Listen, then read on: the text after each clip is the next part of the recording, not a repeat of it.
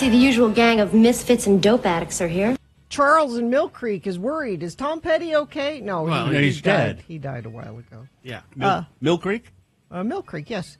On this day, Howie Epstein, the bass player for the Heartbreakers, was born in 1955. The guitar solo that closes out that song is played by Mike Campbell, who co-wrote the song.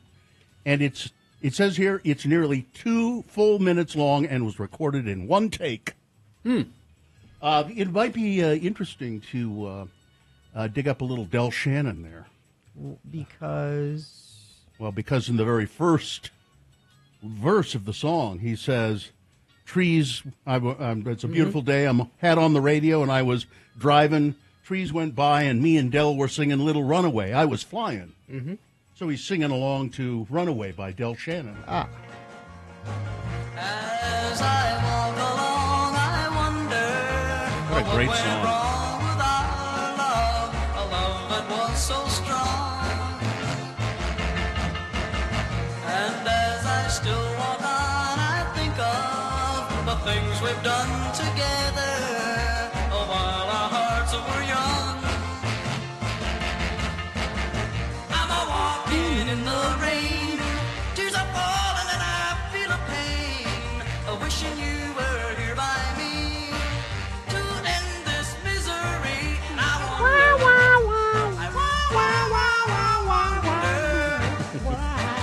Yeah, you can, that just sets the tone, doesn't it? Yeah.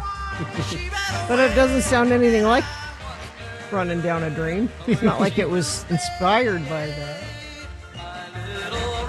No, I don't think anybody is suggesting that, Gina. Oh, yeah, the Hammond B3 there. With a Leslie revolving speaker. I don't think that inspired the song either. No. It's just... Del Shannon was really looked up to by a lot of rock and rollers. Mm-hmm. That wasn't my first choice for opening number, though. What? Oh, God, what was it? I'm sure it was something infinitely better. I didn't say better. It was just... It's... All right. Is it, Gina, don't you think when it comes to selecting an opening number, you should always go with the choice which is the best choice? This would have been a fine... Oh, this is all right. This would have been a fine opening. Sure, this is fine. Number 1 on this day in 1973. well, the south side of Chicago is the baddest part of town. And if you go down there, you better just beware of a man named Leroy Brown. 2 weeks at number 1, Jim Croce died 3 Plane months crash? later. Is that a plane crash? Plane crash. Oh. And you shouldn't spit into the wind. We know that. That's a different song. Leroy Brown, the baddest man in the whole damn town. I seem to remember his son tried to have a career and didn't. Well, he did. He was just here at the Eccles. Oh, so he does have a career. Yeah, he played the Eccles. That's a big room. He plays his dad's music. It was like Croce on Croce or something. Something like that. Yeah. Now If you have Croce on Croce, I would have a doctor look at that. Because just having Croce is bad enough. Now, You got to get it scraped. Yeah. Now, exactly. my favorite version of this is done by Frank Sinatra, because if you go down there, you better beware of a cat named Leroy Brown. Yeah, good. I'm a hip guy. Hey, I'm Frank. That's my favorite version of... I'm old Blue Eyes. Hey, Yeah. I'm hip.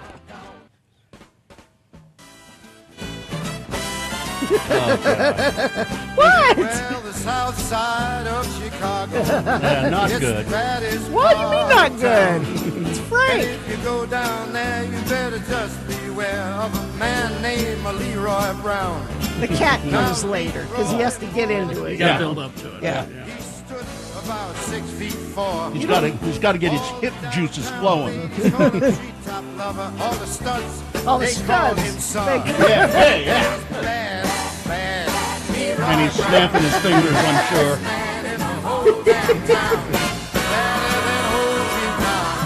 King Allen. Now, Leroy. You don't like that? No. Why? I don't really care for anything that Frank Sinatra did where he was trying to be painfully hip. It's very Frank. It's very painful. He got a El Dorado too. I love it. Hey, He got a 32 gun in his pocket for fun. He got a razor in his shoe. I bet you wouldn't Yeah, he's bad. got a razor in his shoe. Tough. That is how bad he is. In the whole damn town. And that chorus is letting you know how bad he is, baby. And he's meaner than a junkyard dog. I bet you wouldn't say that you like this version in front of your uncle Tom Russell. I like the Jim Croce one too. I can like them both. I bet you wouldn't say that in front of your uncle Tom Russell. Well, Friday about a week ago. I'm waiting for the cat part. Leroy shooting That's dice. right at the end. That's what I'm waiting for. At this bar sat a lady named Doris, and she sure looked nice. Well, he laid his eyes upon her, and the trouble soon began. And Leroy Brown, he learned a lesson about messing with the wife of a jealous man. Yeah, he's bad, bad, Leroy Brown. The baddest man in the whole damn come on. town. Oh, come on. Better than old King Kong, and meaner than a junkyard dog. So He's bad. you might not do it in this one. And please forgive me. I'm a big Frank fan. It's Frank Sinatra live at the main Oh, well, event. then he's not going to do it. Yeah, then. live This is- at the main event. That's is the one. because when he was live, he felt that he could improvise and say, cat. Cat. All right. This has been Farting Around with Carrie, Bill, and Gina on X96, Radio from Hell. All right. Let's take a break, shall we? Take a break and see if we can wash some of that Frank out of our system. Frank Sinatra, be damned. Let's take a break, and then we'll come back with your check-ins. 877-602-9696. That's 877-602-9696. Check in with the Radio from Hell show.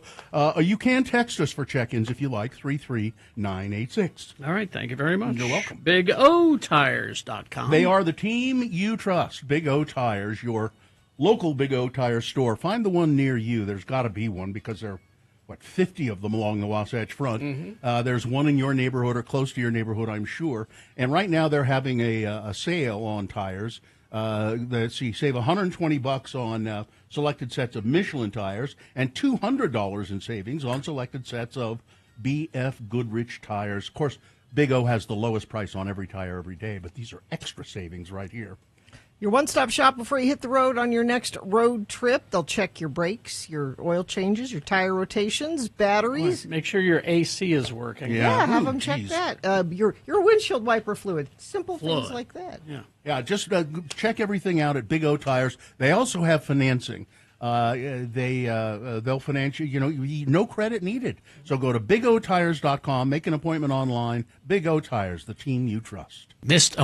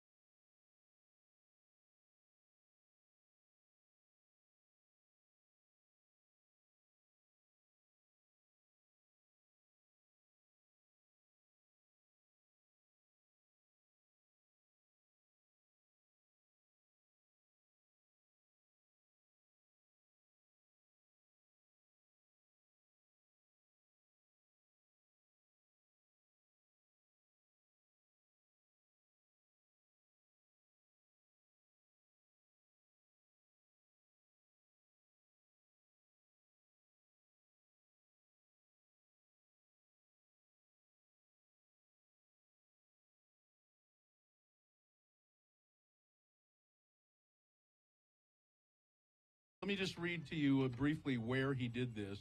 It was during a surprise appearance at a dinner this week Did he pop out of a cake? for Washington, D.C. radio and television reporters.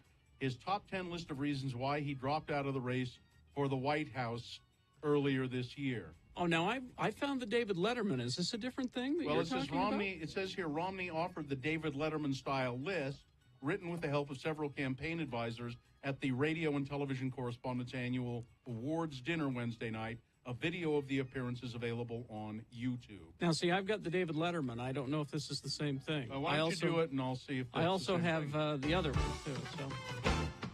So. Top 10 reasons Mitt Romney dropped out of the presidential race. Well, here you have it. As topical as though torn from today's headlines. Exactly right. Top 10 reasons Mitt Romney dropped out of the presidential race. Here we go. Number 10. Harsh Midwest weather was murder on his split ends. Number 9. Is that? This is not the Mitt Romney one. This is Letterman's, but let's see which one is funnier. Okay. Wants to devote more time to his rap persona, P. Mitty. P. Mitty. Number 8. Polls show public doesn't want a president who looks like a casino greeter. That's good. Number 7, just couldn't compete with the Ron Paul juggernaut. Number 6, That's funny. unveiling a new line of honey roasted rom nuts. What? What? What? Honey roasted rom. Honey roasted rom nuts. I don't know what's the matter with the guy. Number 5, that bastard Zogby had it in for him. Number 4, apparently America's not ready for a white male president. Number 3.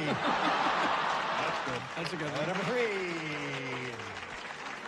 No, number 3, writer suffering from mitt withdrawal. Number 2, there was that little problem of nobody voting for him. And the number 1 reason Mitt Romney dropped out of the presidential race, lost all of his money betting on the Patriots. There you go.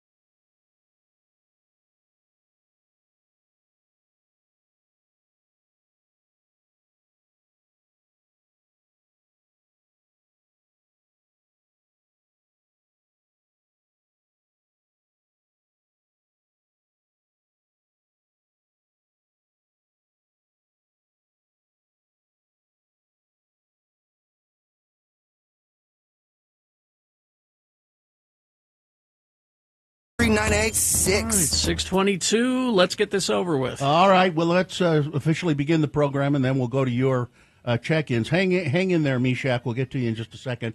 You can call us, 877-602-9696, or text us if you prefer, 33986. Sponsor? Utah First Credit Union's personal checking, where every feature comes standard. Learn more at utahfirst.com. The moon is a waning crescent moon. It's only 13.9% of full right now. The next moon rise will be today at 6:45 p.m., today being Monday. It's the 21st day of July in the year of our Lord Jesus Christ, 2025. Carrie, it's Take a Monkey to Lunch Day. Now, Every day. the hardest part of that, of course, is finding a restaurant that both of you can decide on and both of you can like. That's true. It's Invite an Alien to Live with You Day. National Junk Food Day. I'm there. You get to eat anything you want and any amount that you want to, Gina. So, Yes, Really? I can. I can't do that any other day, only today. Only today. yeah, it's National Lamington Day. What? Lamington Day. Lambing. A lamington is a sweet snack from Australia that is cake-based and generally eaten for morning tea, afternoon tea, or high tea, or breakfast, lunch, or dinner. It does Lamington Day. anytime. Yeah. And it's National Get Out of the Doghouse Day. All right. And the best way to do that is to exact your revenge. And this is an all-new edition of the Radio from Hell show, starring the Lords of Morning Radio, Carrie Jackson, right there. I'm Bill Allred, right here. That's Gina Barberi, right over there. Katie for short is our producer behind me there in the booth. And Ari is helping out today. Mm-hmm. Hi. And we have, I'm sure the dog is in there somewhere, Vax. There he is. Curled up. There, he's sleeping away. Hey, that dog has 2 cameras? Yeah, the 2-camera We all dog. have one. That's important, isn't it? Yeah. 2-camera dog. Yeah. All right. And he has a makeup person. Probably. All right, it's time for check-ins, 877-602-9696. Let's begin with Meshach of Erda. Hello, Meshach. Good morning. Good morning. How are you today? I'm great. How are you? Well, thank you. I have. I know you're wondering if I brought them. I did. They're right here. This is why he called in. Yeah, All right. Meshach stopped by my remote on Friday with a. You want to tell everybody what these are, Meshach? Well, these are the cookies that Carrie had wanted to try that the Girl Scouts aren't making any longer. Well, how did And you I've get been them striving then? to get them. I bought them about 3 or 4 months ago and have been trying to get them in since. So you've given us a package of stale cookies. Well, let's Yep, try them that's out. the best way, right? Yeah, open it up. Toast Yay is what they were called. Toast Yay. French toast So this is the inspired. start of your eat all the junk food you can day. I remember that. Let's try them out. You see, Gina, I was hoping that you wouldn't jump in there with that. I was going to make Meshach panic and say, no, she didn't bring any cookies. She ate them all. But no, you had to jump in. Smell good. Yeah. They're shaped like little toasts, which is adorable. I wonder why they would shape them like toasts. Because they're Toast Yays. They're little French toast cookies. Yeah. So that would be why they'd be shaped like toast. Yes. Huh. Is there can we have a pat of butter with those? Only once you toast them. You got to get the Irish butter. Oh, yeah. Yeah. You can get that at Costco now, you know. Let's see. Oh, yeah. Now, why Go didn't get this some cookie? Today, I'm out. Why didn't this cookie succeed? It's a fine Well, cookie. Let's see. I didn't find much wrong with it, and I found it actually to be really good with a cup of hot chocolate. Or Mill Creek coffee. Right? Oh yeah. Or Mill Creek coffee, yeah. Yeah. That's gotta a fine ice- cookie. I gotta ice my cookie. It's I mean like my a- coffee. It's like a cinnamony Yeah. frosted. Yeah. Yeah. Well, that's it. That's they're a not too bad. that's a tragedy that these went away. Well, maybe they'll come back sometime. Well, thank you for getting them for us, Meshach. We'll try them and never have them again. They've been in the sun because they're sticking together. I tried to take one and I Oh, ended that up. would be Gina's car. Yeah. I tried to take one and I ended up taking three because Well, they're all stuck together. Because I left him in my car, Meshach, because I know you were worried about me remembering to bring him in. And if I had brought them in the house, there's no guarantee they would have made it back into my car to come to work. No, your family would have eaten them all. Yep, guaranteed. Well, Those are pretty good. Yeah, they're good. Because I currently don't have any cookies in the house. So these would have been the cookies in the house, and they would have been gone. All right. Well, thank you, Misha. Thanks, I was Meshach. more concerned about you eating them all. No. There you go. Thank you, sir. All right, well, I'm going to go take my monkey to breakfast Yes. since I can't for lunch. All right. You guys have a great day. We'll see ya. David is here. Hi, David. Good morning. How's everybody? Fine. What's up? Oh, just wanted to sit here and say, nothing says emotional healing like updating your beneficiaries. You're newly divorced, aren't you, David? Oh, yeah. I just, the initial petition signed. I'm just waiting to get back the other financial list. And, yeah. You know, Are we? Go ahead. Are we your new beneficiary? I will put you on my life insurance. Don't get excited. It's just a little yeah. You know, David, I'm not recently divorced, but I update my beneficiaries all the time just to keep them on their toes. Just to keep them on their toes. I think we have a little delay I'll with remind my friends and small family of that.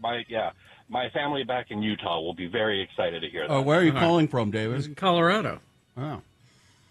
Yeah, Loveland, Colorado. All right. All right. Well, thanks for listening to the show, and Congratulations. I hope everything goes well. Yeah, thanks. Mm-hmm. All right, bye, everybody. Bye. Let's see. Bus driver Troy checking in. Lang says lamingtons are delicious. Sponge cake, coconut on the outside, Right, yeah. a layer of strawberry jam Oh, that's in the middle. better description than we had before. Yeah. Well, I had the recipe, but I didn't want to go into it. Kelly and the Shih Tzus in Centerville checking in. Let's see. Who else?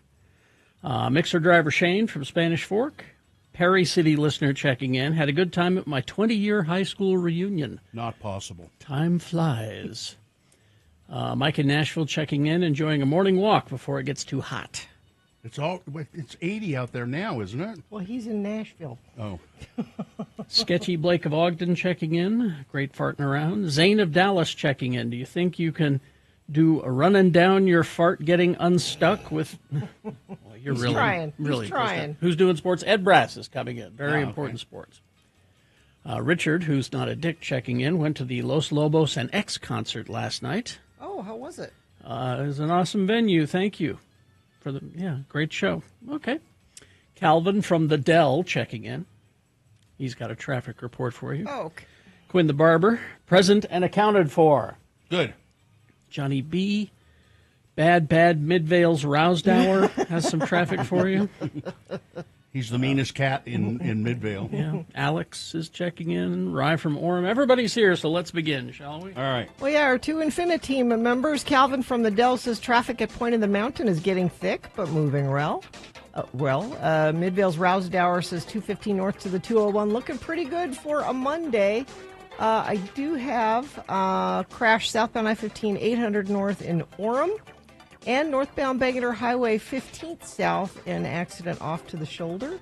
If you're bad in whatever part of town you're in, you can text us and let us know, 33986. Stay cool all summer and lower your energy bills with high-efficiency AC from Larson HVAC and Plumbing. Get $500 off at larsonhvac.com/X96. All right, we're going to take a break, play a song for you, and after that song, it's Big Boy News and Opinioendo, and Frank Christ Presents, the Dead Celebrity Game. Very important sports with Ed Brass coming up at 7 o'clock. Boner of the day on the way. All that and more.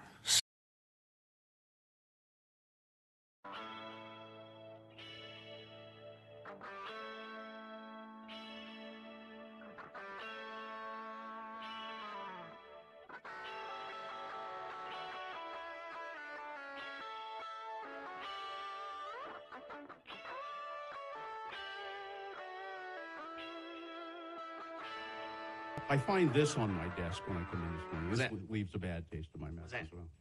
Well, it says it's a postcard. Greetings from fabulous Moab, Utah. Fabulous. And it's a postcard from the Poison Spider bicycle shop. It's a well-known bicycle shop down in Moab. It's got a giant, horrific spider on it chasing a bicyclist through the red rocks of Moab. Looks like one of those old movie posters. Yeah. And then on the back it says Carrie and Bill, and it's written by someone who assigns themselves very disappointed fan. Very disappointed. Disappointed enough to send a postcard. Wow. Somebody who looks like they might have been drunk because it's barely decipherable. Scribbled, Carrie and Bill, although you are entertaining, why do you disrespect and bully Gina Barberi on your show? She is the voice of reason. Voice of reason? Did you hear that? You're now the voice of reason. It's my dad's thing. Intelligent and kind. I guess this is kindness. Kindness. It's. I like it when drunk people stick up for me. Yay. You both behave like jackanapes. Jackanapes, please. Misogynistic. Misogynists. Gina should something be something Do you want me to try to read it? treated much better as a professional. Thank you, Very- drunk friend of the program. Very disappointed fan. See if that doesn't look like a drunk person wrote it. Or no, you know what? I just changed my mind. It was written by an ancient person, an ancient human being. It's a former Tom Barberi fan who now like Sheena. I am not a crackpot. Oh, I appreciate that. This took effort. Yeah. They had to. It's a They had to very old purchase a postcard, buy a stamp. It's a retiree in Moab. Anyone can send an angry email. That takes no effort at all. An angry postcard. This took. It's by someone who effort. doesn't know what email is. They're so old they don't know what email is. I appreciate it. I think you should. It's your old fan in Moab. In Moab, I'll take it. Signed old timer in Moab. Well, you should take it. It's great. Can I keep that? I want to keep that. Yeah. It's Gina's fan mail. Okay. What? She gets it from prison and Prison I'll mail. take the fans I can get. And You, the you elderly. go to a show with the fans that you have, Ben not Marsh. the fans that you want. Ben Marsh and the old timer in Moab. I got me a free postcard out of the Poison Spider bicycle shop, and now I'm sending this to those misogynistas.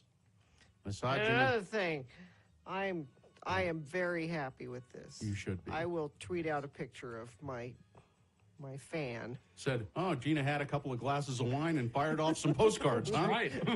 Yeah, how do we know Moab. that? That didn't come from Moab. This isn't from Moab. It's a postcard that you got when you were bicycling before you married your husband in Moab. When you came back with chafing. That was just after I got married. right. I was pregnant and I didn't You know. were. Oh yeah. Mm-hmm. That's right. That's right. You were trying to impress your husband. Yes. The one and only time you went biking with your husband. That was it. Do I recall? You bought that. You got a new bike. You Yeah. bought a bike. Yep. And that was the only time you rode that bike. Yeah. It doesn't. It's too big for me. Is it still? It's too big. I can't sit on it. My feet don't touch the ground when I sit on it. Then why did you buy a bike that was too I big? didn't. He bought it for me without me, Yeah. thinking I was a statuesque woman. So is it still hanging in the garage? Yes. Just another, Just waiting for his second wife? Yes. just one more bit of evidence that he has no idea who you are. Excuse me. Still His waiting. third wife, yeah. It's hanging there waiting for his third wife. wife. I'm Yeah. sorry. His third wife.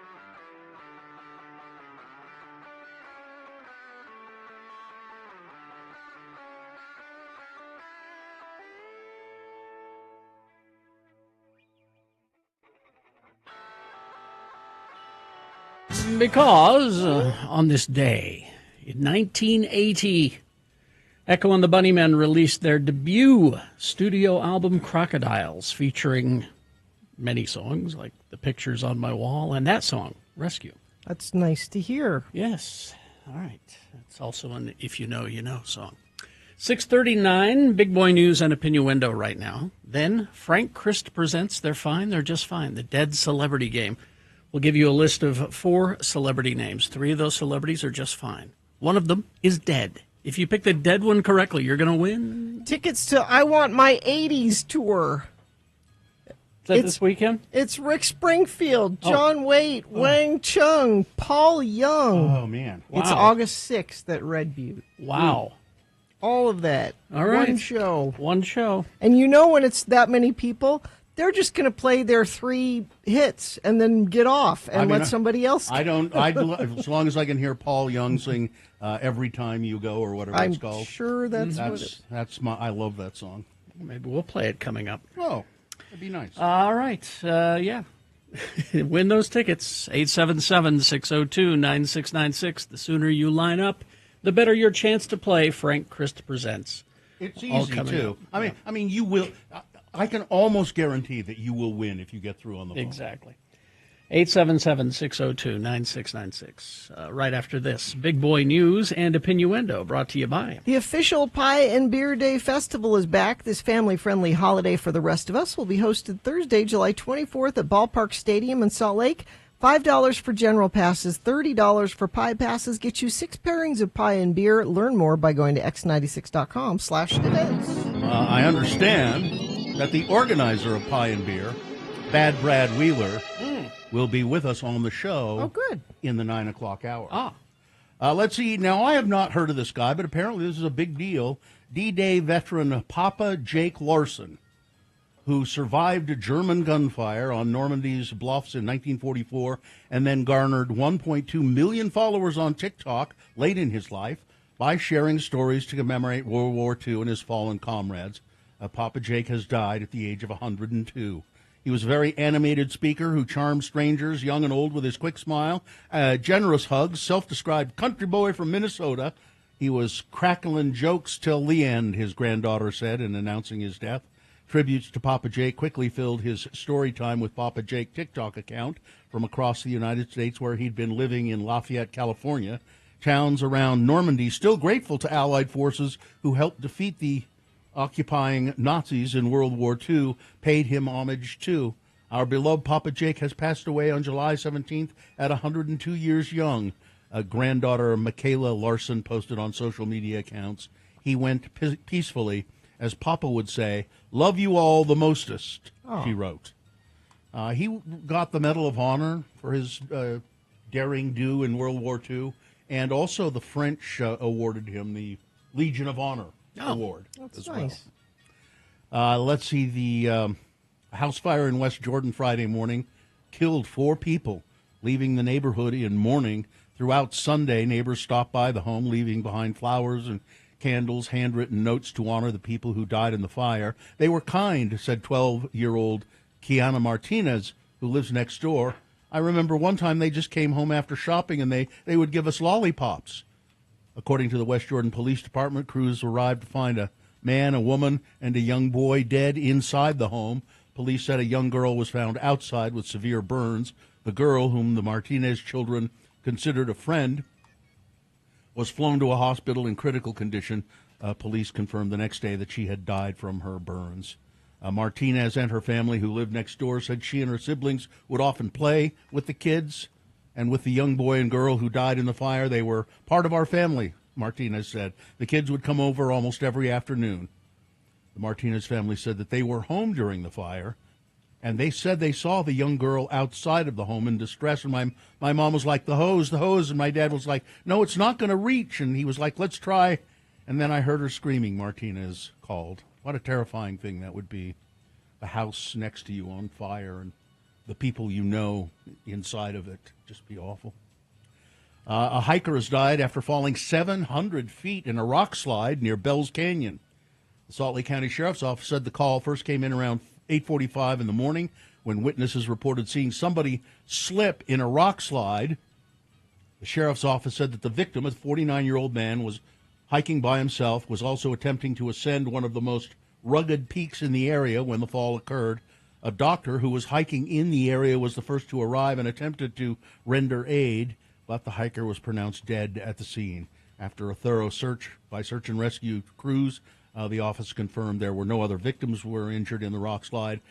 A man who witnessed it all said that it's likely that the water and rain from Friday night loosened some of the boulders that came tumbling down on top of the man. It can be pretty treacherous, Damon Stewart said, when you go out to the upper falls and then you climb 1,000 vertical feet in like 10 minutes. As measles cases climb, pediatrician, I don't know why I read that as Republican, pediatrician Dr. Ryan Gottfredson talks daily with his parents about vaccines, and most of the young patients at the Utah Valley Pediatrics Hospital they're fully vaccinated, most of them, he said. But he's not surprised to see measles cases increasing here and across the country because a growing number of families are hesitant to get vaccines. Some parents have their children vaccinated after discussing their concerns. Others, a small but real percentage of families overall, see more harms than benefits for completing vaccines on the measles, mumps, rubella schedule, said Gottfredson. The question of whether to be vaccinated is extremely relevant as measles cases continue to grow nationwide. The counts are high. Cases have been confirmed in more than 40 states now, despite the fact that the measles is not supposed to be a major concern in the United States anymore. It was almost eradicated. Boo! Almost. Well, it was considered eradicated actually about 25 years ago, a status that could be in jeopardy given the number of recent outbreaks and cases. Well, let's see. We've got to go to the crime desk now with an update on the story of the dentist and the arsenic. Was it arsenic? Cyanide. Cyanide. A daughter of James Craig, the Colorado dentist accused of fatally poisoning his wife and the mother of their children, testified Thursday that her father asked her to make it seem like her mother asked him, "Honey, I would like you to order some cyanide because you're a dentist and give it to me because I would like to kill myself." Oh, that's how he's sounds rational. Craig gave a step-by-step instructions in a letter. He sent this from jail, by the way. Okay. I'm in jail. I'm reaching out to you, daughter, and asking you because this is what happened to make a deep fake video that appears to show her mother, who he killed, saying, "Honey, I would like you to get me." He asked his daughter to do this. And did she do it? No. What? How come? Doesn't she love her dad? She must not love him. This is a guy who ordered cyanide delivered to his office and told everyone at the office, "I'm expecting a package. Don't open it." It could be cyanide. This is the same office where he was on his computer Googling things like, how do you kill somebody with cyanide? How do you... he was having an affair, of course. There's Utah tie here, by the way. The wife, so they're LDS. Oh, I didn't know that. What state is this in? Colorado. Okay. The wife had family here, would travel back and forth from here. So there's a tie there. So, but more stuff is going to come out. They are also saying... So she ended up in the hospital 3 times. Okay. Because he kept, giving her a little bit more and a little bit more. Yeah. That's how you do it. She wasn't dying fast enough. Right. So at the hospital, he's wearing scrubs, because I'm a dentist. He looks like... He went into her room and gave her the fatal dose in the hospital. Well, they didn't have to transport her. No, she was already there. She was there already. I'm sure that's what he had in mind. Yeah. Going to save the city some money. Amanda Rainey's yard is filled with beautiful wildflowers. What would I do in my front yard with grass before, nothing, she told Fox News on Friday. So I'm out here every day in my front yard. It's easy to maintain, Rainey said. She had a drip irrigation system installed that's tied to a smart controller. She weeds once a week. It was paid for in part through landscaping incentives that Rainey found about through the City of South Salt Lake's newsletter. All of this is trying to say that South Salt Lake is now the first Utah city really to begin enforcing outdoor watering restrictions. They're going to monitor it and enforce it. I think that's what they were doing here in Salt Lake. Remember when my water was mysteriously off for a while, and it turned out that the city had come to my house and I think my neighbor's house and probably everybody in the neighborhood, and they've put some sort of electronic device on the water meter. So I think that's what's going to happen in Salt Lake. They're going to start actually monitoring and enforcing how much water you use when you're watering outside, and it needs to be done. Spencer Cox better start praying. Flames from the Monroe Canyon fire in Sevier County have burned 9,400 acres while destroying at least 2 buildings and forcing evacuations. At a community meeting Saturday night at the Sevier Valley Center in Richfield, fire officials talked about the fire. They said that the Monroe Canyon fire is at 0 containment and is now considered the #1 fire in the United States. We're #1. Public media bracing for cuts. Well, the cuts came. Yeah. Congress took money away from public broadcasting. The cuts will take $3.8 million from Vegas PBS. I think I was listening to KUER over the weekend. I think they said we're losing about $500,000. I think it was. So stations like KUER here, the bigger public radio stations, they'll be able to weather this, and they'll probably be able to make up for it in donations. They were having a fund drive this weekend. Yeah, but the smaller public stations across the country, this is really hurting them. What about like KRCL? KRCL probably be okay as well. They have a really strong donor base, so I think they'll probably be okay as well. But okay is a relative or a relative term. There'll be staffing cutbacks. Talk to Brad about that when he comes in. Yeah. And Jeffrey Epstein's past is filled with dark secrets, but his early career as a math teacher at Dalton School is sometimes overshadowed by his legacy as a sexual predator convicted of sex crimes involving underage girls. As a mathematics instructor, Epstein was known for his intelligence, his excellent, he was great at numbers and logic and puzzles. The skill set almost certainly included an awareness of anagrams, wordplay that rearranges the letters of a word to create new meanings. Well, recently, the Wall Street Journal found a bizarre and unsettling artifact, an alleged birthday note from Donald Trump to Epstein, included in a leather-bound album of messages compiled by Ghislaine Maxwell for Epstein's 50th birthday. The note contained a typewritten dialogue framed by a hand-drawn outline of a nude woman. I never wrote a picture of a woman.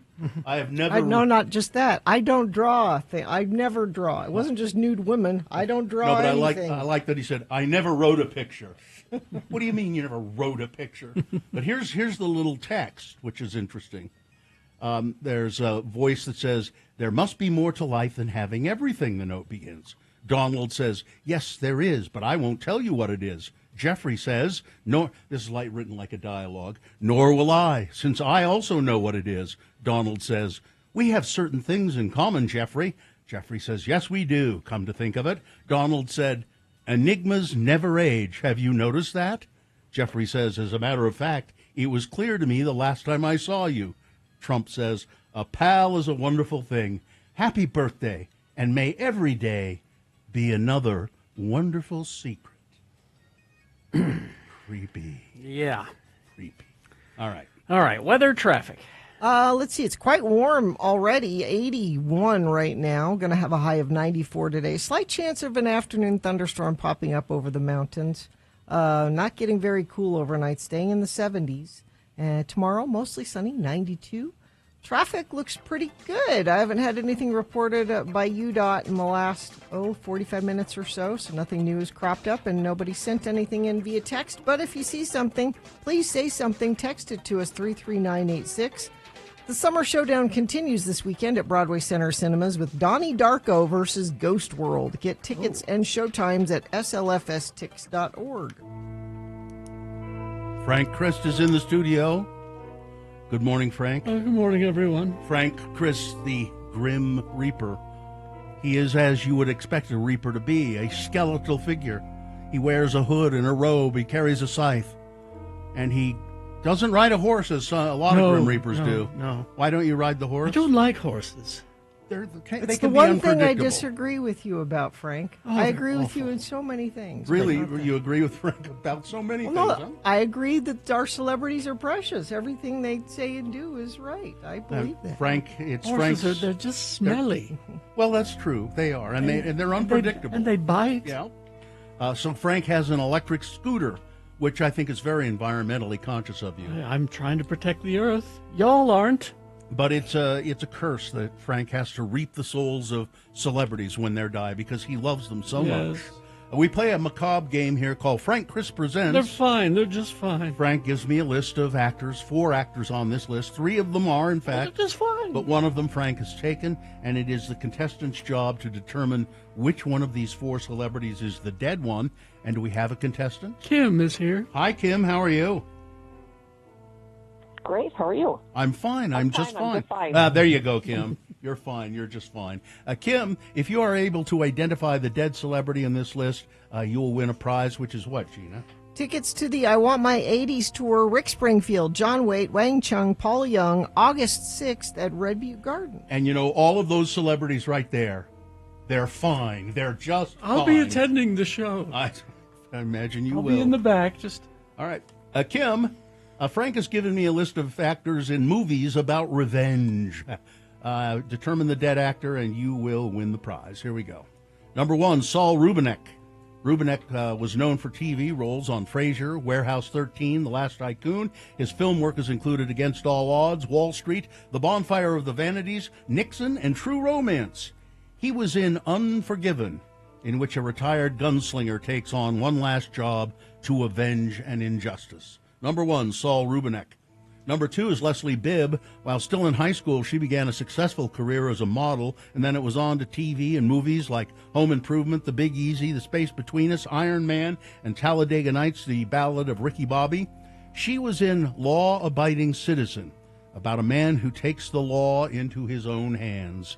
Number 2, Leslie Bibb. Number 3 is Hope Lang. She won the Best Lead Actress Emmy Award 2 times for The Ghost and Mrs. Muir. Some of her early movie work included The Story of Jesse James, The Young Lions, and Pocketful of Miracles. She played Charles Bronson's wife in the first Death Wish movie. Number 3, Hope Lang. And number 4, Eddie Marsan. He was in Hancock and in Guy Ritchie's Sherlock Holmes. His other films include Gangs of New York, The Illusionist, V is for Vendetta, Miami Vice, Mission Impossible 3, I Want Candy. He had recurring roles on the Showtime series Ray Donovan. In V for Vendetta, a masked vigilante tries to start a revolution. Number 4, Eddie Marsan. There's 4 actors there. 3 of them are fine, just fine, but one of them is dead. Which one is it, Kim? I'm going to go with number 3. Hope Lang? You are correct. Hope Lang died in 2003 at the age of 70. And so by identifying a dead celebrity, you win a prize, Kim. Congratulations. Yay! Yay, indeed. Thank you. You're welcome. Hang on the line, and Katie will tell you how to get your tickets. Enjoy the show. Well, I'll be at that show. Mm-hmm.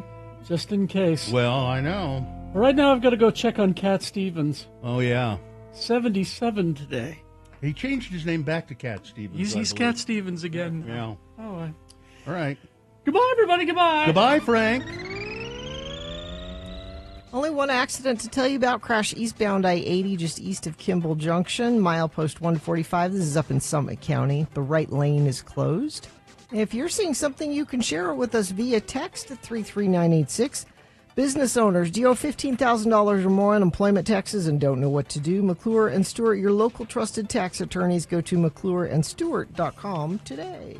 All right, KXRK Provo. We will take a break. We'll be back with very important sports right after these. Stand by. Stockton 12 Honda. Stockton 12 Honda, your neighborhood Honda dealer for over 25 years in the Southtown Auto Mall in Sandy. Right now, Stockton 12 Honda is having their summer event, which is a great sale on all new and used Hondas at Stockton 12. The inventory is moving fast, and the deals are not going to last for long, so hurry into Stockton 12 Honda. You can save big during the Honda Summer Sales event. Deals like this are, well, you'll love the deals you'll find at Stockton 12 Honda, and they always treat you really well there.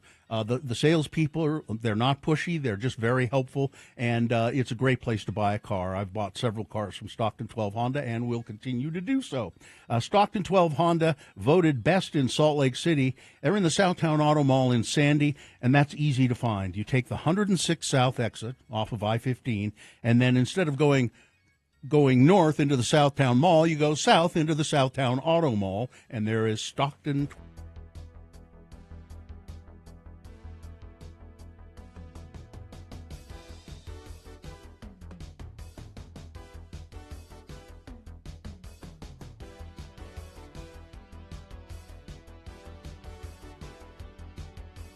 Apparently, we have many garbage collector people that listen to the show, and they say that you can call and have them come special pick up your trash. Yeah.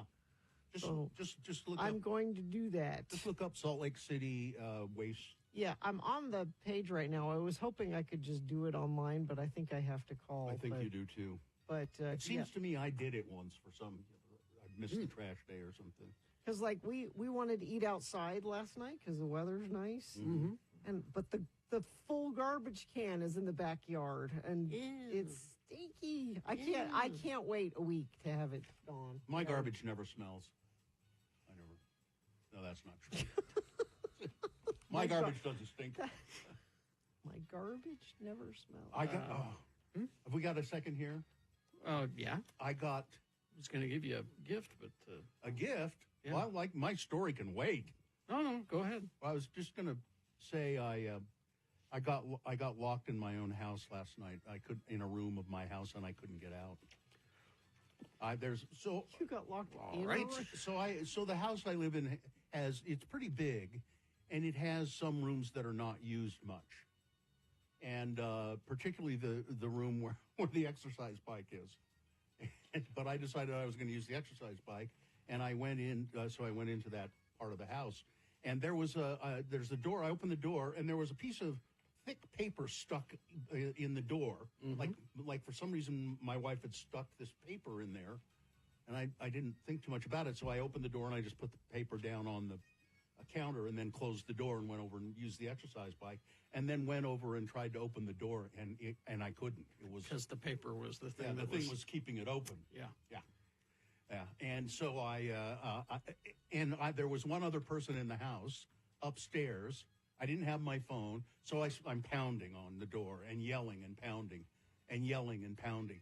I was finally my child heard it and came down and couldn't open the door from the outside. Had to get a bunch of tools. I was Were you in going there. to call the fire department? You almost called the fire department. I was in there for 45 minutes. Couldn't get out. Finally, Flora got the door handle off and opened up, and I got out. But it's just stuck in there. Stuck in my own house. Well, that'll teach you to mess with the door thing. No kidding. And it was there for a reason. I know that was a very stupid move on my part. You thought you knew better. I just didn't think one way or the other, and that was my problem. Okay.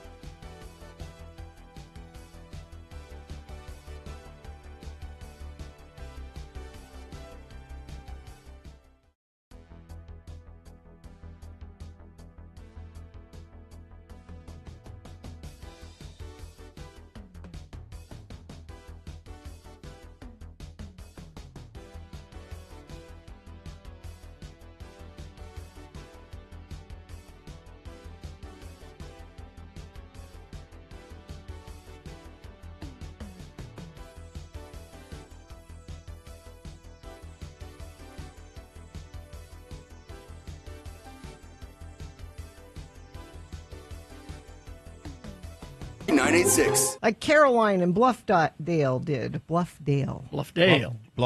Caroline in Bluffdale says, I hope the very important sports is happening right now. It is. It is. It's brought to you by Cascade Collision Repair, Utah's leader for certified repairs. Get a free estimate online at cascadecollision.com or in person, including their newest location in West Valley. Well, here he is, Mr. Amy Donaldson, Edward K. Brass, sports reporter extraordinaire and part-time attorney at law. Absolutely that. That's absolutely correct. Part-time attorney, full-time sports reporter. Proud to be Mr. Amy Donaldson. You should be. So what's going on in sports? Well, there's a lot going on, but first of all, welcome to the 56th anniversary of the first landing on the moon edition of Very Important Sports. Buzz Aldrin, second man on the moon, Montclair, New Jersey High School, class of 47. Go Mounties. So, a little plug there from my brothers. For Pittsburgh listener and Steelers wide receiver Mauricio Paez, and San Antonio listener and direct descendant of General Antonio Lopez de Santa Anna, no Formula One news this week. There is, however, golf. Scotty Scheffler, USA, won the Open, which was formerly known as the British Open in Northern Ireland, which was formerly known as Bloody Sunday.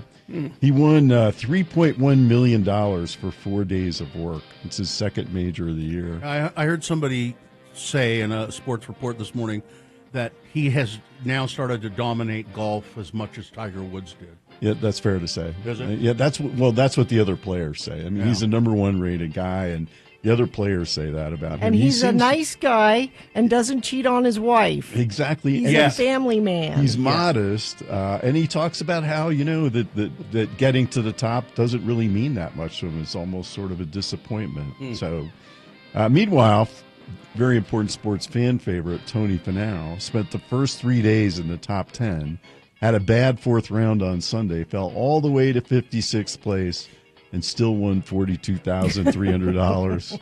That's $10,000 a day for those of you that are keeping track.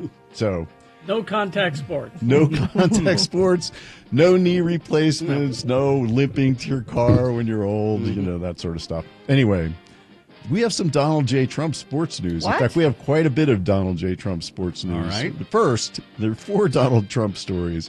He wants the NFL's Washington Commanders to change their name back to the Redskins. But as a matter of fact, Ed, let me just say this. I try to refrain from nominating Donald Trump for Boner of the Day, but this is too much, and I have nominated him. That's great. That's great. So he's threatened to stop the team from building a new stadium in D.C. if they don't change. They don't make the change.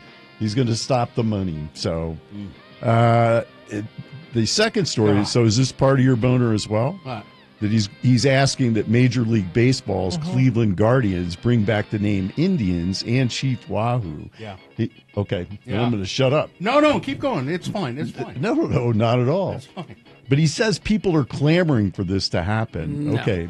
In the third Donald Trump sports stories, he proposes to limit name, image, likeness money. That's money that's paid to college athletes. Right. For what they do, for serving their schools and making their schools a whole lot of money. Yeah. Where they finally recognize that and have begun to pay college kids the same as anybody else who has a job. Endorsement money. Exactly. And so by executive order, he's intending to put a cap on that because he can. This will disproportionately affect African American athletes, and no such earning cap has been proposed for the outrageous salaries that are paid to Fortune 500 companies' CEOs. In the last Donald Trump story, this is from last week, when Chelsea beat Paris Saint-Germain for the FIFA Club World Cup. We talked about that a little bit, about what he did with the trophy, but he did something else, and he did it right out in the open. He took the captain of Chelsea's medal that's worth $3,000, which in Utah law at least is a felony. Okay, that's a felony amount of money. He took this guy's medal, folded it up, and put it in his pocket, and he did it out right in front of everybody. And Reece James, who's the captain of Chelsea, was interviewed afterwards, and he was appalled. They said, I didn't have a medal, I mean, I went through all this. We won, we have all this camaraderie, and I don't have this medal. So I guess they got him a substitute one. I don't know. Oh, man. So there you go. In the WNBA All-Star Game, Team Collier 151, Team Clark 131. The players wore "Pay Us What You Owe Us" T-shirts before the game. Yeah, they're seeking higher salaries in the new collective bargaining agreement. The WNBA has signed a $200 million TV contract, so there is money out there for that purpose. And I guess there is some Formula One news because that's more than ESPN's contract with Formula One. It's $20 million more than that. Yeah.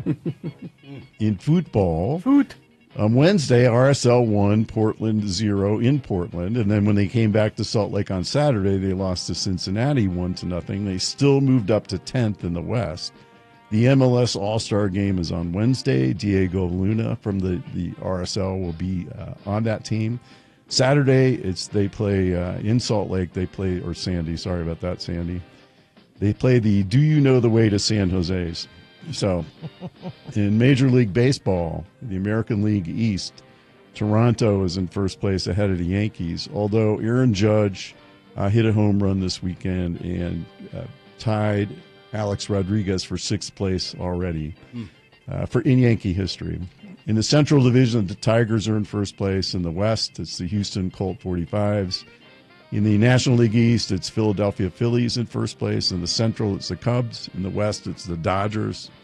In the NBA summer, on Friday, the Bulls beat the Jazz 105-92. No Ace Bailey. I guess, I don't know, maybe he's hanging out with George Bailey these days. He hasn't played all summer. In the NFL, training camps are open. The first preseason game is on July 31st. It's the Chargers versus the Lions in the Hall of Fame games. On August 1st, the Cleveland Browns will be eliminated from the playoffs for the 9 millionth year in a row. Yeah. So that's your sports for today, July. What did you think about the All-Star Game? Nobody cares much about the baseball All-Star Game anymore. When I was a little kid, I wouldn't miss the All-Star Game. I didn't watch it. I understand that to jazz it up, they did sort of a home run derby at the end to break a tie. Yeah. You know, I don't know why they did that. And they did it with the players that were left. So all the stars who started the game had gone home. I mean, the managers let them leave because, of course, these guys have to get back to the cities that they're going to play in the next day or so. Yeah. So, I mean, it seems anticlimactic to me. I mean, all those All-Star games are sort of crazy. The WNBA game, you'll never see a WNBA game where it's 151-131. That they're not playing defense at all. Yeah. In that, so you know, I'm not a big fan of the All-Star games. It used to be that I guess people would watch the All-Star Game because it would be your only chance to see some of the big stars from the other leagues. teams. Yeah. That's true, and it still is that. But you know, it doesn't have the same luster that it once did. No. I don't know. Maybe when you get old, you get cynical. No, come on, no. Maybe that. Yeah, probably. All right, Edward K. Brass, thank you. Sports, very important sports. The most important sports of all. And itinerant lawyer. Yes. Homeless lawyer with lots of files in the back seat. Some of the Epstein files are there. Take care. Thank you. Thank you.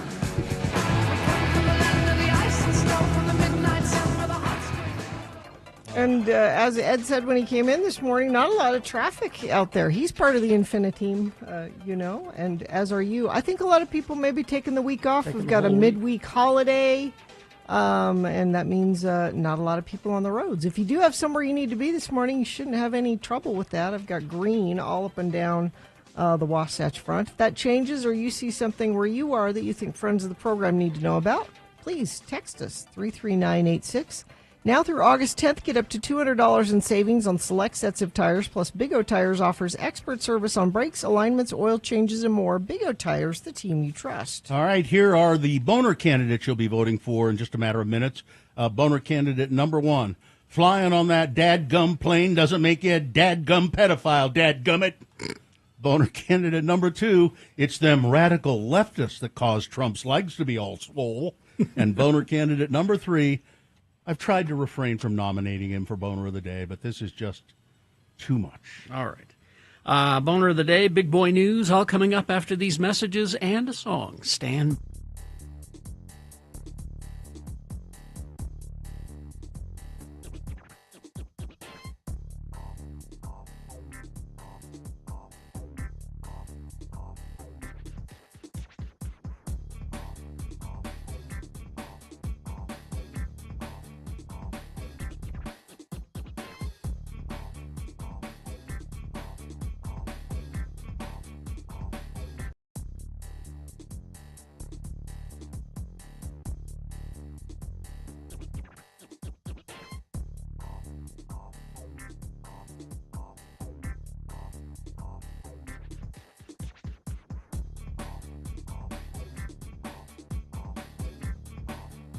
All right, so Gina says that Oh. she's been listening to more jazz. She's claimed that she can identify some jazz standards. I now. may have spoke too soon, You think?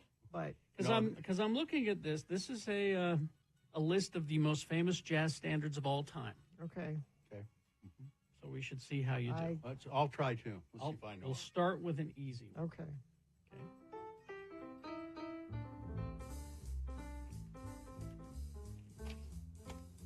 That's an easy one. Well, it's a famous title. Right? Nope, I don't got it. What is it? Should I tell you the artist or the? I'll tell you the artist. Okay. Duke Ellington. Okay. So pianos. Okay, Take yeah. the A train. Take the A train. Oh, okay. Very good. All right. Bill's gonna win this. Let her have this one. Okay. Girl from Ipanema. Very good. They're calling that a jazz standard. They are. Okay. Olha que coisa mais linda, mais cheia de graça, bela menina que vem que passa, doce balanço caminho. That would be Hugo. No, wait a minute. Antonio Carlos Jobim. Jobim, yeah. Yes. All right, now let's give her another easy one here. Here we go. This is take 5. Yeah. Oh. Yeah. Well, Brubeck. Oh, okay. Dave Brubeck. All right. The Dave Brubeck Quartet. All right. Let's try this one. Piano. All right. This is just the opening here. Yeah. Let it build a little. Oh. Saxophone. Charlie Parker? No. Good guess though. Am I in the You're- wheelhouse? I like you throwing darts. I like that. You know. Sonny Rollins? Look at her with all the names. I'm in the mood for love. Who is it? Stan Getz. Body and Soul. All right. Let's see. At least I got the instrument right. That's a piano. No, I meant the saxophone. Those are saxophones. That's a saxophone. It's Miles Oh. Davis. Ah, yes. Oh, this, yeah. Kind of blue? No. It's Miles Davis. It is Miles Davis. Yeah. This isn't Kind of Blue. It's on the album Kind of Blue, which is one of the few jazz albums that I own. It's one everybody owns, isn't it? I like Miles Davis' Bitches Brew. What's the name of the song? So what? Ah.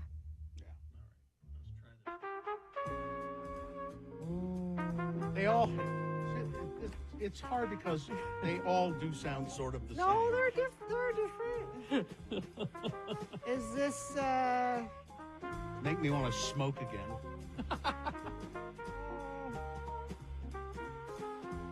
Don't know. I'm not gonna get You this guessed earlier this person. Oh, Sonny Rollins? No. Charlie Parker?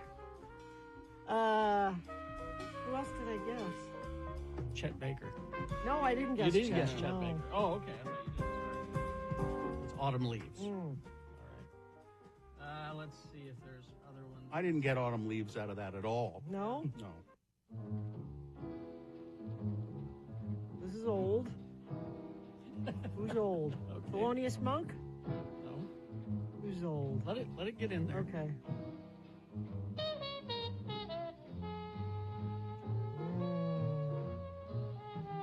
Old. Who's old? I'll give you a hint. Dizzy Gillespie. Very good. Oh, yeah. Harry puffed his cheeks out. My cheeks And out. he played that weird instrument. It's a saxophone, but it's straight. Yeah. But it is a saxophone. Yeah. Thanks for the hint, Gary. All right. Last one. Okay. Because this is our consultant is screaming right now. Well, we're just preparing for the format change. That's true. We're going all Yes. jazz. None of these are familiar to me. Who's that? Coltrane. I think it was John Coltrane that played in Ogden with our friend. Oh, with the... Yes. Oh, come on now. I can. Joe. Joe. Yeah. Joe McQueen. Joe Joe McQueen. McQueen, thank you. I think it was John Coltrane. He tells a story about John Coltrane had a stop on the train, and Joe McQueen was playing in a club on 25th Street. I think it was the Porters and Waiters Club, and I think it was Coltrane stopped and said, "Is there any place I can go blow for a while I'm waiting for my next train?" And they said, "Yeah, go up." And he came in, and I think it was Coltrane. So that's the sound of the Barberi household. In the evenings? In the evenings. We're having scotch and listening to that. And Gina, do you also wear a sport jacket with the patches? Yes, on we both do. Matching? You need one. I think you ought to talk him into a bow tie as well. I think a fez. A fez is the way to go, perhaps.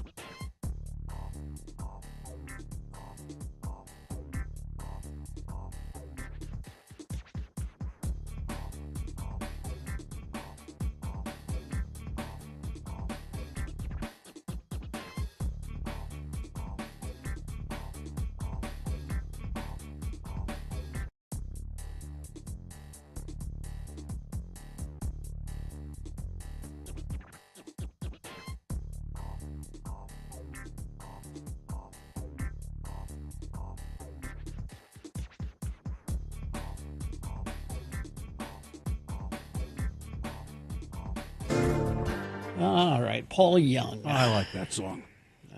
Coming to town on August 6th. Yes. With lots of other people. All right, time now for Boner of the Day. 3 news stories. These are examples of bad, stupid, or funny human behavior. You will decide with your vote of these 3 candidates which one is the worst, which one deserves to be Boner of the Day for today, July 21, 2025. We'll give you 2 candidates now. A third after the news. Once you've heard all 3, you'll vote, and one of you lucky random boner voters will receive a Can't Buy It, Gotta Win It Radio from Hell Boner t-shirt. Boner candidate number 1. Flying on that dadgum plane doesn't make you a dadgum pedophile, dadgummit. These guys are geniuses.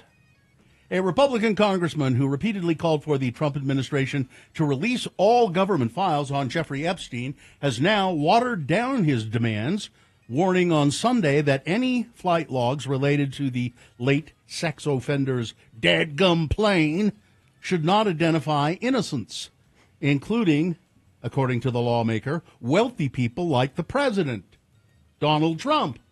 Representative Tim Burchett has been loudly presenting himself as critical of the White House's opacity surrounding the case, now is co-sponsoring the bipartisan Epstein Files Transparency Act that would force the House to vote on whether to release all government files on the disgraced financier. The Tennessee Republican told both ABC's This Week and CNN's State of the Union that he applauds Trump and Attorney General Pam Bondi's decision on Friday to ask a federal judge to unseal grand jury testimony in the Epstein case. But Burchett paired the praise with a warning about which files get released.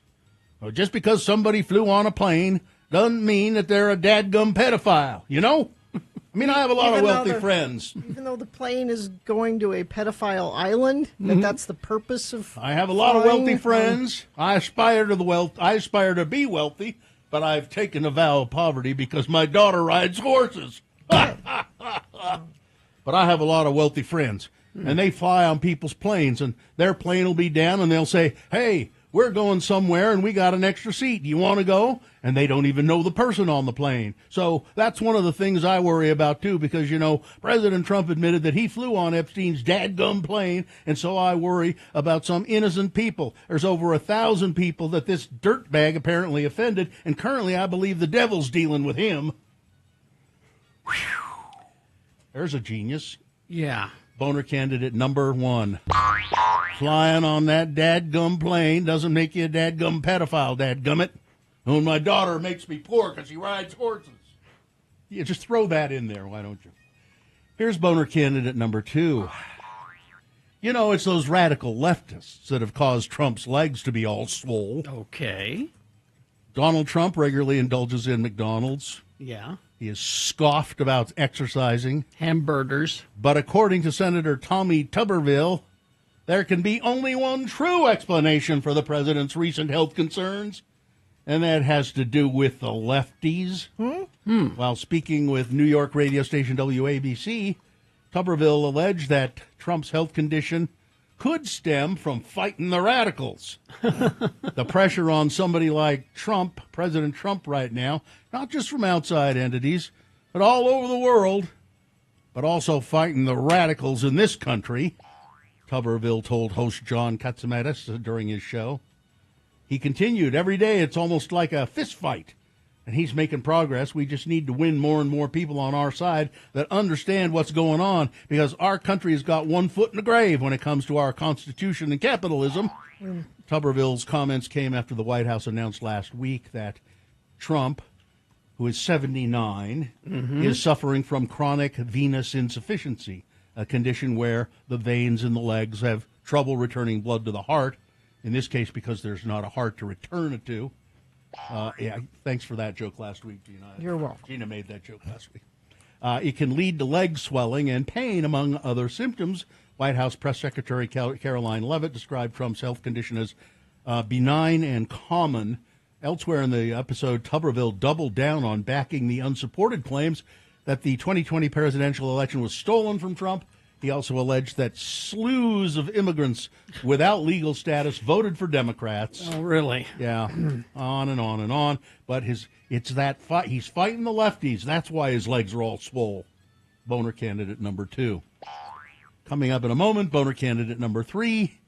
I've tried to refrain from nominating Trump for boner of the day, but this is just too much. All right, there you go. Candidate number 3 coming up after this. Big Boy News and Opinioendo, brought to you by Salt Lake Acting Company's summer show, The Secret Lives of the Real Wives in the Salt Lake Hive, runs now through August 17th. This production is a cabaret-style show with table seating, theater seats. You can bring your own food and drink. Get tickets at saltlakeactingcompany.org. A short time after a lawsuit was filed against him by ex-Jane's Addiction members Dave Navarro, Stephen Perkins, and Eric Avery, frontman Perry Farrell has now sued them. Oh, well, I'll sue you then. alleging assault, battery, bullying, harassment, and breach of contract. The lawsuits both stem from an onstage fight when Perry Farrell punched Dave Navarro during a concert in Boston. This was last year, causing the band to cancel all their remaining tour dates and eventually break up.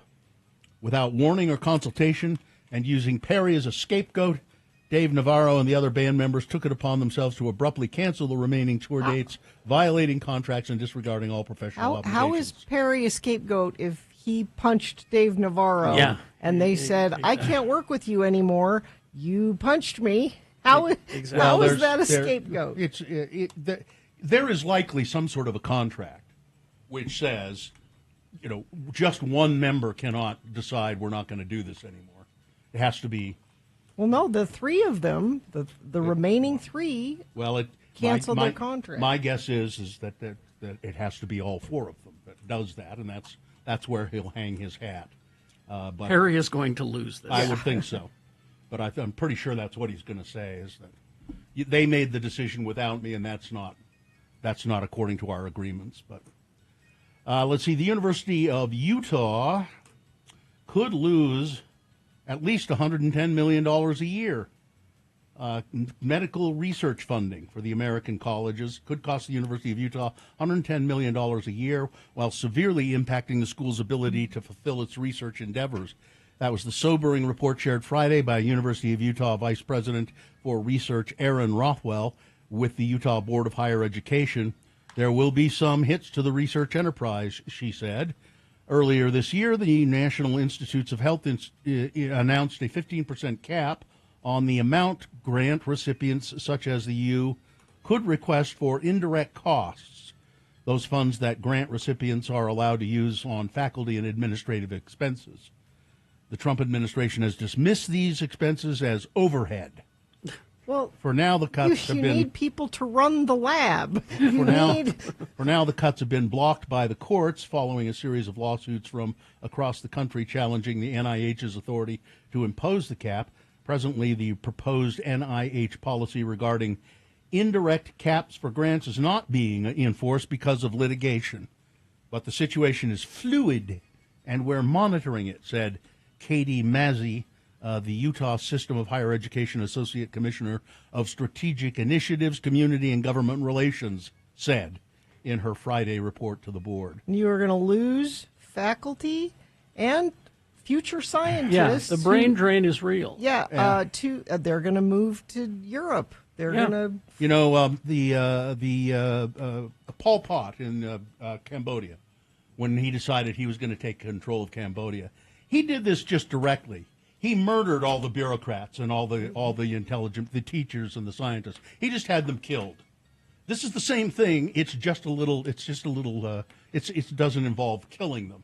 It just involves neutering. Killing the industry. Yeah, neutering anything that they can do. And if you think, well, okay, if we can win back all houses of Congress and the presidency next time around, it take a long time to rebuild all of this back. I think the Trump administration is our version of the Khmer Rouge. Is what it amounts to. Let's see, Logan Canyon, due for some upgrades. The road there. Plan accordingly. The Department of Transportation will close the canyon for construction on 2 nights. The canyon will be closed overnight from 10 p.m. Monday to 7 a.m. Tuesday, and again 10 p.m. Tuesday to 7 a.m. Wednesday. During the closure, crews will dig trenches and install new drainage culverts and will also replace rumble strips, damaged signage, and guardrails along a 6-mile section of road from Beaver Creek to milepost 492. It'll make the road smoother. It'll extend the life of the road. The upgraded safety features, like the all-new guardrail and rumble strips, will make the road safer. But beware, if you're up to Logan, if you're up to Bear Lake or something, you think you're going to get back to Logan on Monday night or Tuesday night. You're not. At least not that way. You'd have to go all the way around, which is a long ways. Let's see. With summer in full swing now in the United States, retail executives are sweating a different season. It's less than 22 weeks before Christmas, a time when businesses that make and sell consumer goods usually nail down their holiday orders and prices. But Trump's vacillating trade policies, part of his efforts to revive the nation's diminished manufacturing base and to reduce the U.S. deficit in exported goods, have complicated those end-of-year plans. For instance, Balsam Hill, which sells artificial trees and other decorations online, expects to publish fewer and thinner holiday catalogs because the featured products keep changing with the tariffs and the rates that the president sets and postpones and then revises. Everything keeps changing. They can't nail anything down that they want to sell. So tariffs are shaping the holiday shopping season. Less selection, higher prices. Tariffs, a beautiful word, aren't they? Beautiful, wonderful things, tariffs. The Palestinian Health Ministry said that 73 people were killed while waiting for aid at locations across Gaza on Sunday. The largest toll was in northern Gaza, where at least 67 Palestinians were killed while they were attempting to enter northern Gaza because that's where the food was. They were trying to get to an aid station where there was food, and 67 of them were killed. It's more and more horrific every day. It's unbelievable, and I don't know how we're just letting this I happen. don't know how, and I don't know how Israel is justifying this. This goes far beyond protecting the security, the safety of Israel. It's just. By the way, the flooding in Texas, I've been wondering about this. There were 160 people missing. Yeah. Not anymore. Oh? Apparently, there are only 3 missing people. What? Officials have reduced the number of unaccounted for people from the floods in Kerr County from 160 to just 3 late Saturday. Most of those other people have been found safe. The total death toll from the flood now stands at 107 people within Kerr County, including deaths in nearby counties. The statewide death toll from the July 4th flood, 133 people. And only 3 people now are unaccounted for. Not so in Oregon. A group of people, one person was killed, and rescuers continued searching on Sunday for 2 others after a group of people were swept over the waterfall in Oregon. The group went over Dillon Falls from the Deschutes River, about 10 miles from the city of Bend, Oregon. 3 people were rescued from the river, taken by ambulance to a hospital in Bend. They didn't know there was a waterfall coming up? I guess not. They're floating on the river. Over the falls they go. And finally this. You really need to see the pictures. Donald Trump, how he's remade the White House, the Oval Office. Oh, yeah, it's terrible. It's a gaudy mess. It's gold. Everything is gold. The trim of all the pictures frames are all gold. All the trim is gold. There's a gold mantelpiece with gold trophies on it. Trophies signifying nothing. Gold trim everywhere. Gold coasters. Saddam Hussein is blushing. This is just it's like somebody vomited out the Palace of Versailles into the Oval Office. It's just the most horrible thing I've ever. I mean, it's just ugly. And then Trump wears a gold tie when he's there. This is my gold tie that I put on for them. Yeah. And then he paved over the Rose Garden. Yeah. Yep. There you go. All right. That's it. All right. Weather traffic. It's warm this morning, 81 right now, going to get up to a high of 94. There's a slight chance of some afternoon thunderstorms, just those ones that pop up over the mountains, though. Not much of a chance of that. Overnight low tonight, 71. Tomorrow, 91. And we stay in the low to mid-90s for the rest of the week, it looks like. Traffic, heard from an Infiniteam member, huge accident northbound I-15 in Farmington. Ambulances on the left lane near Parish Lane, and UDOT is reporting that same incident. Somebody says that UDOT should be a boner candidate for closing Logan Canyon on a holiday week. I mean, it's true. Lots of people headed out of town this week, and not good timing for that. If you see something on the roads like that, please share it with us. Text it to us, 33986. Utah First Credit Union's personal checking, where every feature comes standard. Learn more at utahfirst.com. Well, technically, it's after the holiday. It's there. The road is closed Monday and Tuesday night. Monday night and Tuesday night. Let's see. Here's boner candidate number 3. I've tried to refrain from nominating him for the boner of the day, but this is too much. President Trump is threatening to hold up a new stadium deal for Washington's NFL team if it does not restore the old name of the Redskins, which was considered offensive to Native Americans. It was considered offensive because it is offensive. Trump also said Sunday that he wants Cleveland's baseball team to revert to its former name, the Indians, saying there's a big clamor for this. Not so much.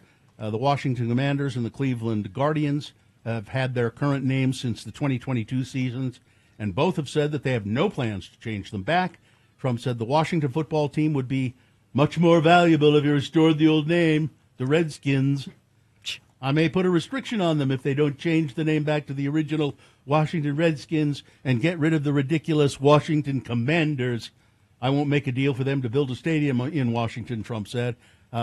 His latest interest in changing the name reflects his broader effort to roll back changes that followed a national debate on cultural sensitivity and racial justice. Oh, and let me just throw in this. Did you see the video of Donald Trump in the Oval Office with Barack Obama? Yeah, the AI and video. then it's artificial intelligence has done it, and then ICE agents come in and throw Obama to the ground and handcuff him while Trump grins like an idiot. That's just disgusting. All of this Disgusting. is shiny keys. Boner candidate number 3. He's trying to distract from Epstein so much that he's going overboard. Well, it's it is also, it is him saying, I want things to be the way they were. Racist. Yeah. And old white guy. That's what I want it to be. But see, we're talking about this instead of that. Well, we're talking about Epstein, too. It's all there. It's all part of this. the royal we. The royal we. It's all That's what part I'm of talking this. about. It's just awful. All right, let's review the first two and vote. Boner candidate number 1. Flying on that dadgum plane doesn't make you a dadgum pedophile, dadgummit. Republican Congressman Tim Burchett, who's apparently 103 years old. Boner candidate number 2. It's those radical leftists that have caused Trump's legs to be all swole. Tommy Tuberville says it's him fighting the leftists that has given him venous insufficiency syndrome. And Boner candidate number 3, I've tried to refrain from nominating him for Boner of the Day, but this is just too much. All right, let's get to voting.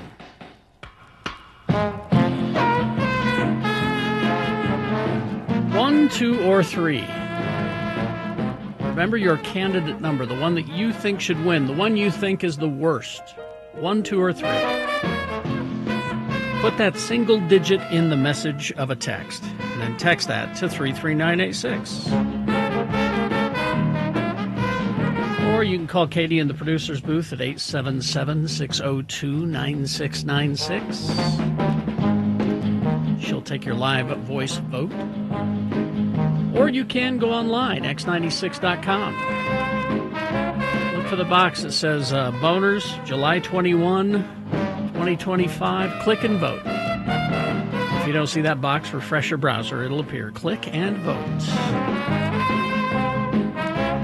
All right, you've only got 3 minutes to get your votes in, so let's go. This is Boner of the Day. We got coming up Bill Frost at 8 o'clock telling us what's on TV this week. Got Beat Gina on the way as well. Stand by for all of that.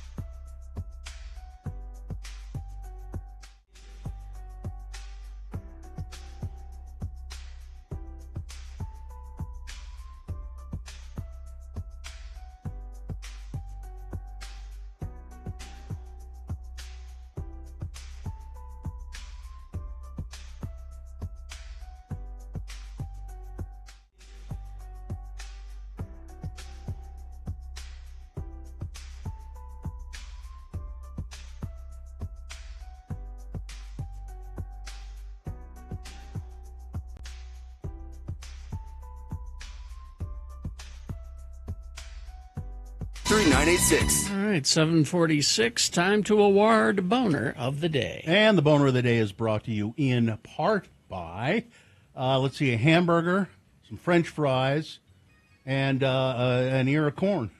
You have fries and corn. Usually that's an either-or situation. I love corn on the cob. And waterproof your home with Baseco because water can make its way through your foundation in many different ways. Baseco specializes in a variety of permanent foundation waterproofing solutions tailored to your unique issue. From sump pumps all the way to major repairs, crack-settling foundations, each solution backed by a guarantee. Schedule a free assessment today at baseco.net. Is it usually an either-or? I didn't really realize that.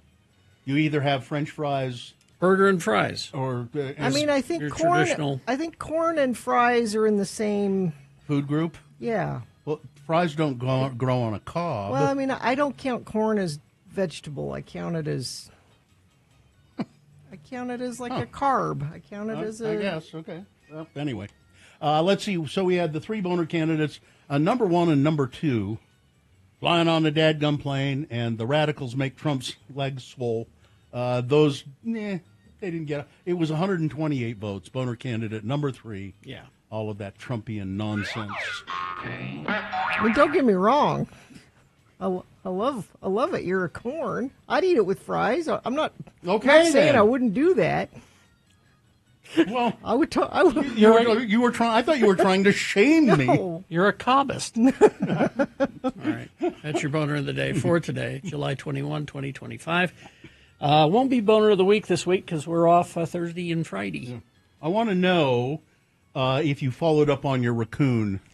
No sightings. Well, so the raccoon was, Kerry had a video last week of the raccoon, his security cam caught the raccoon walking on the fence and then going up on the side of the house like he was seeing something up there on the roof or something that he wanted.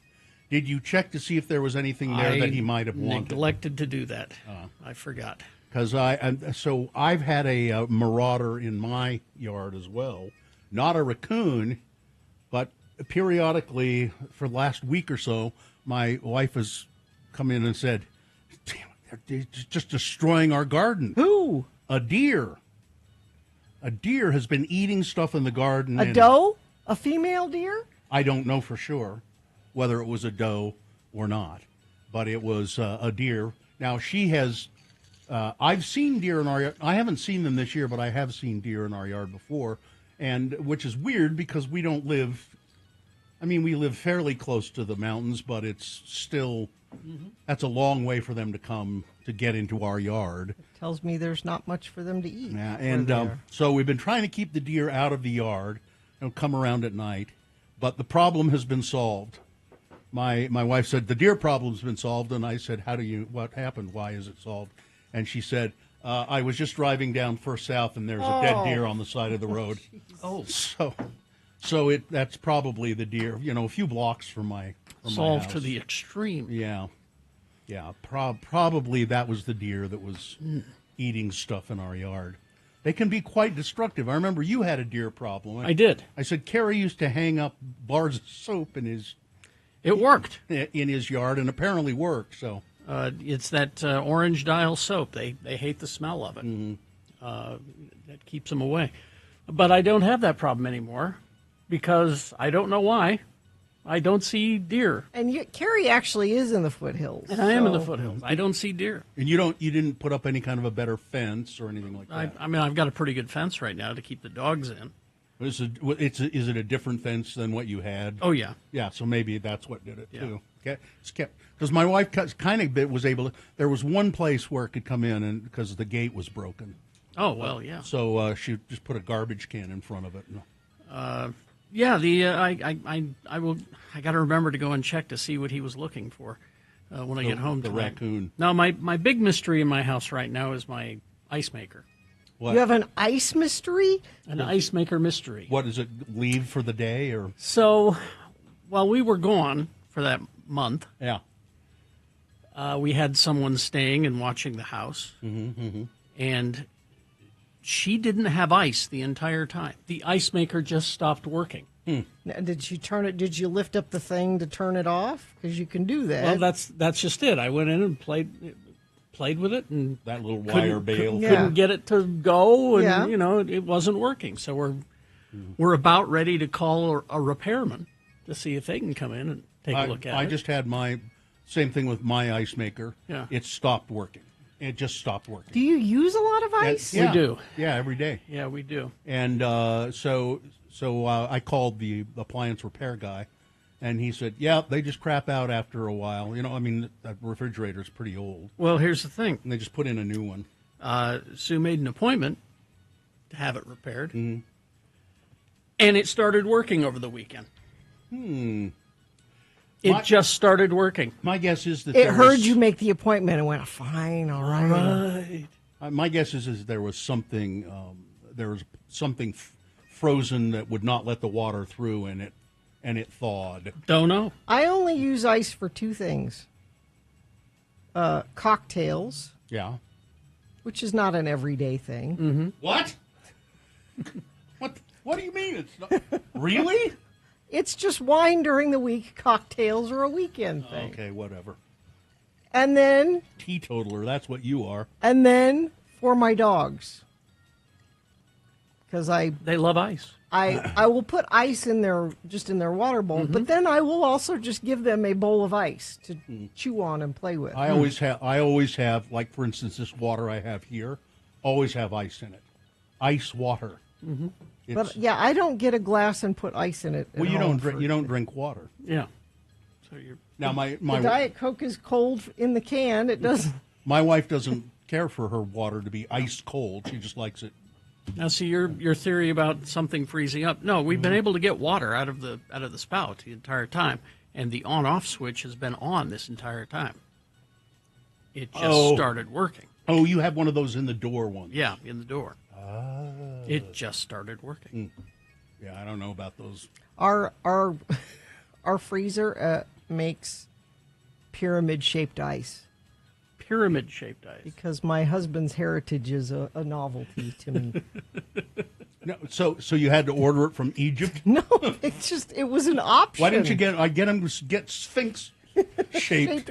I said like it's not a mold. Like the ice that the freezer makes comes out in the shape of pyramids.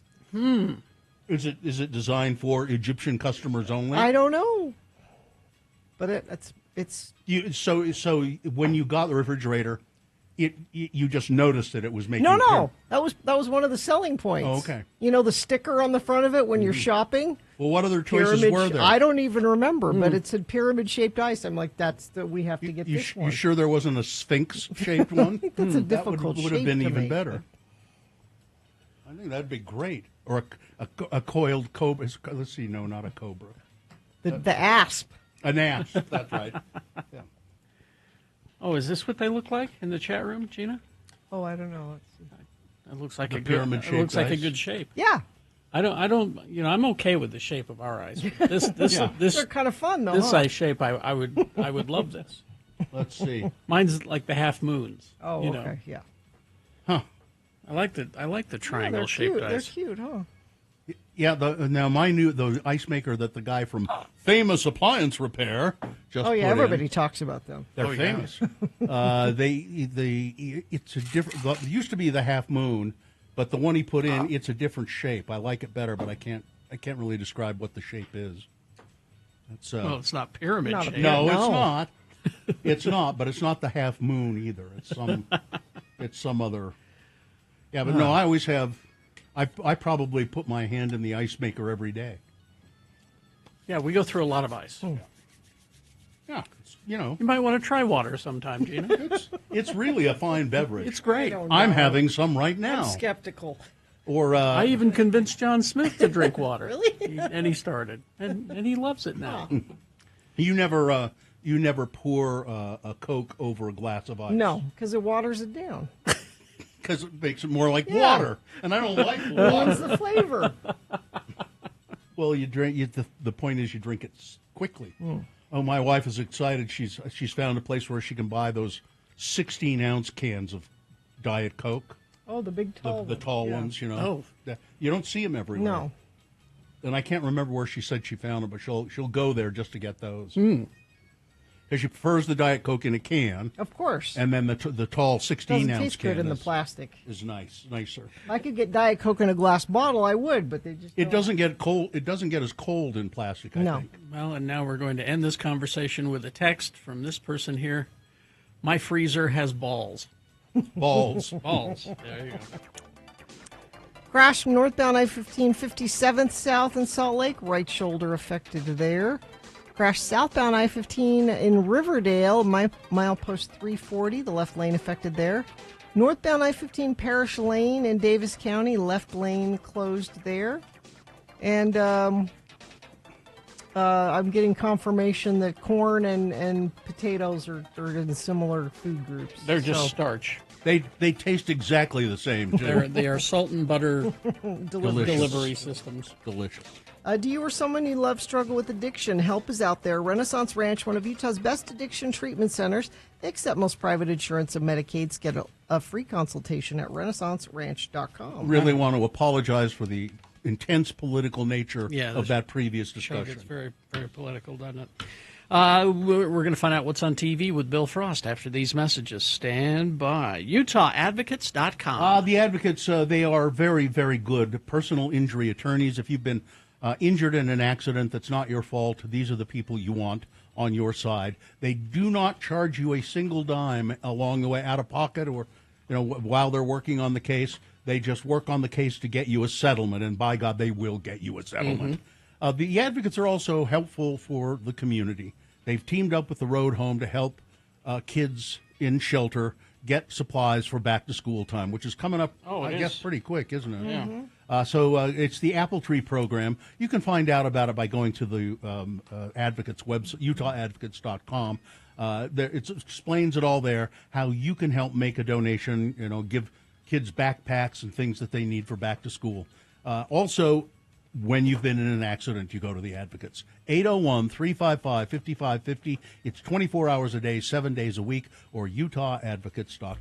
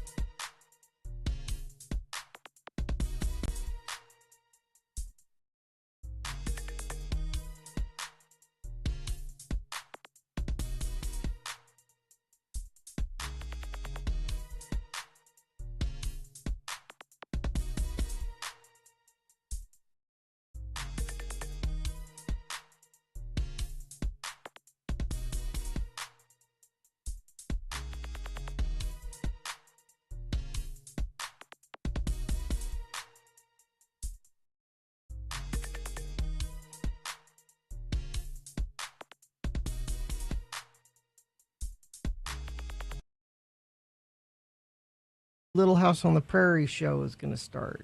Maybe that will be part of in Syracuse. The TV segment we do with Bill Frost right now, brought to you by Haster Games for board games, Magic the Gathering, Pokemon miniatures, dice paints, and more. Haster Games, 6831 South State or HasterGames.com. Well, here he is. He's the man who may have a clue as to when the new Little House on the Prairie show starts. Maybe. He's Bill Frost. He's a writer. You can read his writings in City Weekly, cityweekly.net. He's a podcaster. It's the TV 10 podcast, where he talks about TV, among other things. Yeah. And he's also a musician. His band is called Magna Vega. And you can find anything Bill Frost related where? At BillFrost.tv. I knew it. Yes. So what's on TV? Well, first of all, I'm going to get to the bottom of this Little House on the Prairie. There's a new one. I know that. I need to know more about it. I don't know when exactly it's Okay. coming.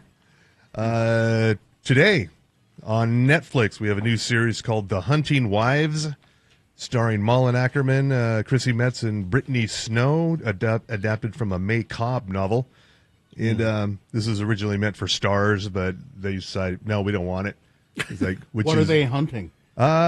It's a social circle that they're neighbors in a suburban neighborhood, and they go hunting. This is in Texas, so that explains it. They're hunting man, Bambi. Yeah, Man. no, but it's one of those kind of things where you're a new person who moves into a new idyllic suburb, but there's some dark secrets under the surface. Something's off, and that you can tell this is a new one because it doesn't star Nicole Kidman. yeah. And that starts today on Netflix. And tomorrow you can buy that Lilo and Stitch live action movie. Oh, if you need a babysitter for the kids on Pioneer Day. Oh, okay. Yeah. Yeah. And on Wednesday, the season 4 and final season premiere of Acapulco on Apple TV Plus, a charming little series about an uncle, Eugenio Derbez, telling his young nephew about his time in the 80s working at a cabana. Mm-hmm. And it splits time between present and 1980s. And the funniest part about this show is they have a singing duo who sing by the poolside, and they sing all 80s hits, but in Spanish. Okay, that would be the best part of this show, I think. It's not a laugh out loud funny show, Yeah. but it's pleasant. Yeah. You know? It's what you might say is cute. It has its charm. Okay. Yeah. You know? And also season 27 premiere of South Park on Comedy Central on Wednesday. Is it going to happen? Yes, it's going to happen, yeah. It's delayed about a month, but yeah. Yeah. Followed by, I was surprised as hell to see this is back, Digman. Oh, yeah. Andy Samberg's cartoon where he's playing Indiana Jones, but he's voicing it like Nick Cage. Yeah, he's the worst archaeologist. Yes, yeah. Can we go back? Oh, Yeah. go ahead. I just want to go back to South Park when you're done there. Yeah, okay. That's Digman. That's on Wednesday following South Park. Okay. Just to go back to that, does that mean that they got their contract? Because they had some contract demands they wanted fulfilled. Does that mean they must have gotten them? Maybe. You don't know for sure? I don't know for sure, no. I know what's going on with that. But, yeah, South Park previous seasons are no longer available on Paramount Plus. I haven't looked this morning. Maybe they are. But they're on HBO Max. It's not like you can't find them. Yeah, I mean, they'll be out there. Yeah. Okay. On Thursday, on Pioneer Day, the Season 2, Part 2 of The Sandman on Netflix. Oh, that starts on Thursday. Yes. Okay. I watched. Now, there was an episode already. They released the first half of this season a couple weeks ago. Yeah, I watched the first one. Yeah. I just couldn't. It was just so slow. Maybe it gets better, but Yeah. Mrs. Frost watches it, and I check in once in a while and go, okay. I kind of see what's going on. he just talks like this the whole time. Yeah, a I've little got slow. to do. And speaking of much clamoring, Happy Gilmore 2 on Friday. I'm not sure. Is it streaming? Is that the only? It's on Netflix. Netflix. Yeah. I guess we were clamoring. Oh, yeah. It's beloved. People It will. is. It'll do well. The, People love. I've not seen the original. The Oh, follow-up really? to the 96 comedy, 1996. The original was pretty funny. Yeah, it was It's okay. one of the better Adam Sandler flicks. Yeah. Which I know where the bar is for Adam Sandler flicks. Yeah, And yeah, it's just yeah. right there above it, a little bit. Yeah. Okay. All right. And this one has a returning new film, returning to new people like Julie Bowen, Christopher McDonald, Ben Stiller, Benny Safdie, Bad Bunny, Margaret Qualley, Nick Swarsden, a whole lot of people. I know Shooter McGavin is back because I Yeah. saw his Subway commercial. Yeah, that's Christopher McDonald, yeah. Still has great hair. And that's on Friday on Netflix. And also on Friday, another movie going the complete opposite direction, The Phoenician Scheme from Wes Anderson. Is available on Peacock on Friday. Okay. And the cast of Benicio del Toro, Scarlett Johansson, Bill Murray as God, Tom Hanks, Benedict Cumberbatch, Bryan Cranston, Willem Dafoe. Got a stacked cast here. Yeah. And it's also in that 4:3 aspect ratio, like it's more of a square instead. Oh, of really? Yes, a letterbox. Yeah. Huh. I think Wes Anderson has done this before. It's because he's weird. And For- what network is That is on Peacock, starting Friday. And on Sunday, it is the season 8 finale of Rick and Morty. Yes. It's been a pretty good season of Rick and Morty so Not far. bad. Yeah. Not bad. I think there's still hundreds of episodes to be produced on whatever they signed a few Yeah. years ago. Yeah. So this is going to be going on for a long time. And that's it for the news stuff this week. And I'm enjoying Dexter Resurrection. I'm not expecting much, and it's delivering. Oh, okay. Good. Yeah. Okay, good. I guess that's the way to approach the Yeah, Dexter it's shows. kind of nostalgic. You go, oh, there he is, and he's doing the voiceover, and there's Batista, and there's yeah. Let's see. I watched the first episode of that Eric Bana thing, Untamed. Oh, Untamed, yeah. Is it good? I'm not sure. Okay. It's the opening scenes are thrilling. Yeah. Very Okay. exciting. Good scenery. Yeah. Yeah, very beautiful scenery. It all takes place in Yosemite. I saw something that said if you like True Detective, you'll like this, and I'm like, oh, I don't know well, about that. No, okay. Yeah, No? no. Maybe if you like Yellowstone, you might like Oh, this. okay. It was a little talky, but we'll see. Mm-hmm. Yeah. And also, Stick wraps its first season on Wednesday on Apple TV Plus. Owen Wilson, Mark Maron. More Yeah. golf stuff. It's golf comedy, but I've learned a lot about golf watching this. I grew up partially in St. George, and it is the law that you take golf lessons. You do, yeah. And tennis lessons. I've So forgotten you're everything really- about both of Oh them. no, you're not really good at those. No, not at all. No. Is this show worth Mark Maron giving up his podcast for? I don't know about that, 'Cause but he's- I think this was probably completed long before he made that decision. Yeah, I don't know. Probably. He said I seem to have found more and more acting roles coming my way. Well, I've done this podcast for a long time. This is I've the done- only one I know of. I don't know when he's ending. Well, he was in that wrestling. Well, that was a few years. He was still doing the podcast back then. Yeah. Well, I don't know when he's ending the podcast specifically. September. Is it September? I think he's just tired of doing the podcast. Honestly, He's I talked to think that's everybody. it. Yeah. There's no one left to talk to. Well, he mostly talks about himself. Yeah. And there's a guest there Yeah. who goes, that's cool, Mark. Yeah. Oh, okay. We started The Pit. Oh, yeah? Oh, you haven't? Finally? Yeah. I just finished watching the whole thing through again. Yeah. Again? Yeah, Watched it twice? Yeah. Katie's Wow. watched it like 4 times. Really? Yeah. Wow. It's Noah Wiley in his dreamy hoodie. I don't know how you can handle that. It's depressing. It's really man. When they get to the end, the last 4 or 5 episodes are where all hell breaks loose. I mean, it's. Well, originally it was week by week, so he had a little time to recover. I suppose. Episode to episode. Yeah, now we're yeah. we're binging it, and It's great. I love it. It's depressing as hell. I'd be like binging The Bear, which always happens because they put all the episodes out at once. But then I'm just going to watch one episode per week, like I think it should be released. But then I just end up doing the whole thing. Yeah, I can't. Yeah, I'd rather exactly. have them. I'd rather be able to binge them because, well, frankly, my memory isn't what it used Yeah, to be. there's always that. Well, see what happened. I don't remember that. Yeah, it's depressing as hell. but But it's a I'll comedy. keep going. There are a few. It's an Emmy-winning comedy. There are a few moments of levity here. Levity here. A little bit, yeah. All right. Well, thank you, Bill Frost. right. All right. BillFrost.tv is Yeah. where you want to go. Yeah. All right. Traffic, please, Gina. Crash northbound I-15 approaching 31st Street in Ogden on the right shoulder. Traffic backed up into Riverdale. Another crash southbound I-15 Riverdale blocking 2 left lanes. Let's see. Vehicle fires stopped all traffic southbound approaching 21st Street in Ogden. So there's a bunch of things going on right there. Let's see if anybody sent anything in via text.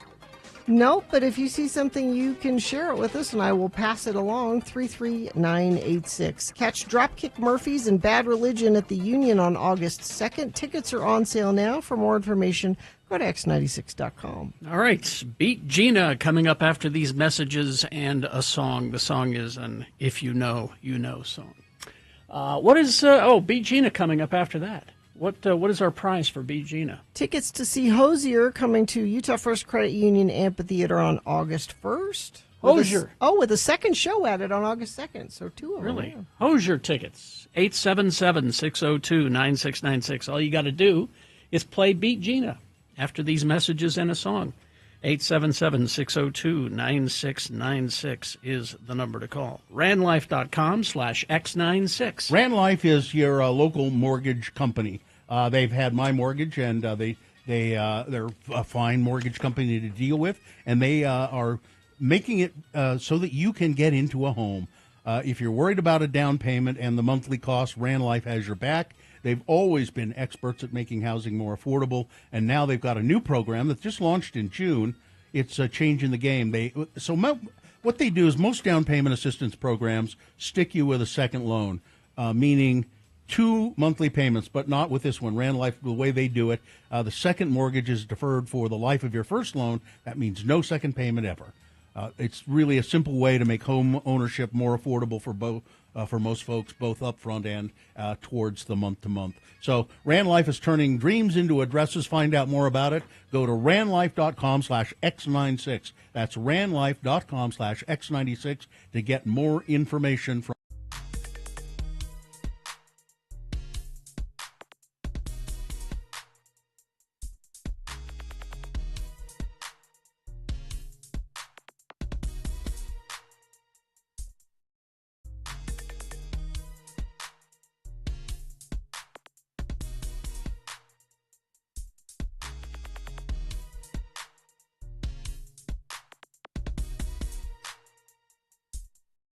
I have a pup date. Pup date? Pup date is like as in a small tent? No, an update on the new puppy. Oh, I thought you meant like a pup tent. Oh, and I want to thank Guy for creating the logo for the pup date segment. If you go to x96.com/live. We got a new puppy 3 weeks ago. Not planning on the new puppy, but we have it. It was like an unplanned puppy. It was thrust upon them. Mm-hmm. There should be an organization called Planned Puppyhood where you go and plan these things out. If you weren't so loose all the time. I love this puppy, and I'm glad we have this puppy. Her name is Oakley. And if you follow me on Instagram or Facebook or wherever, I've been posting some pictures and videos of Oakley and Riley, who is taking to her new little sister just great.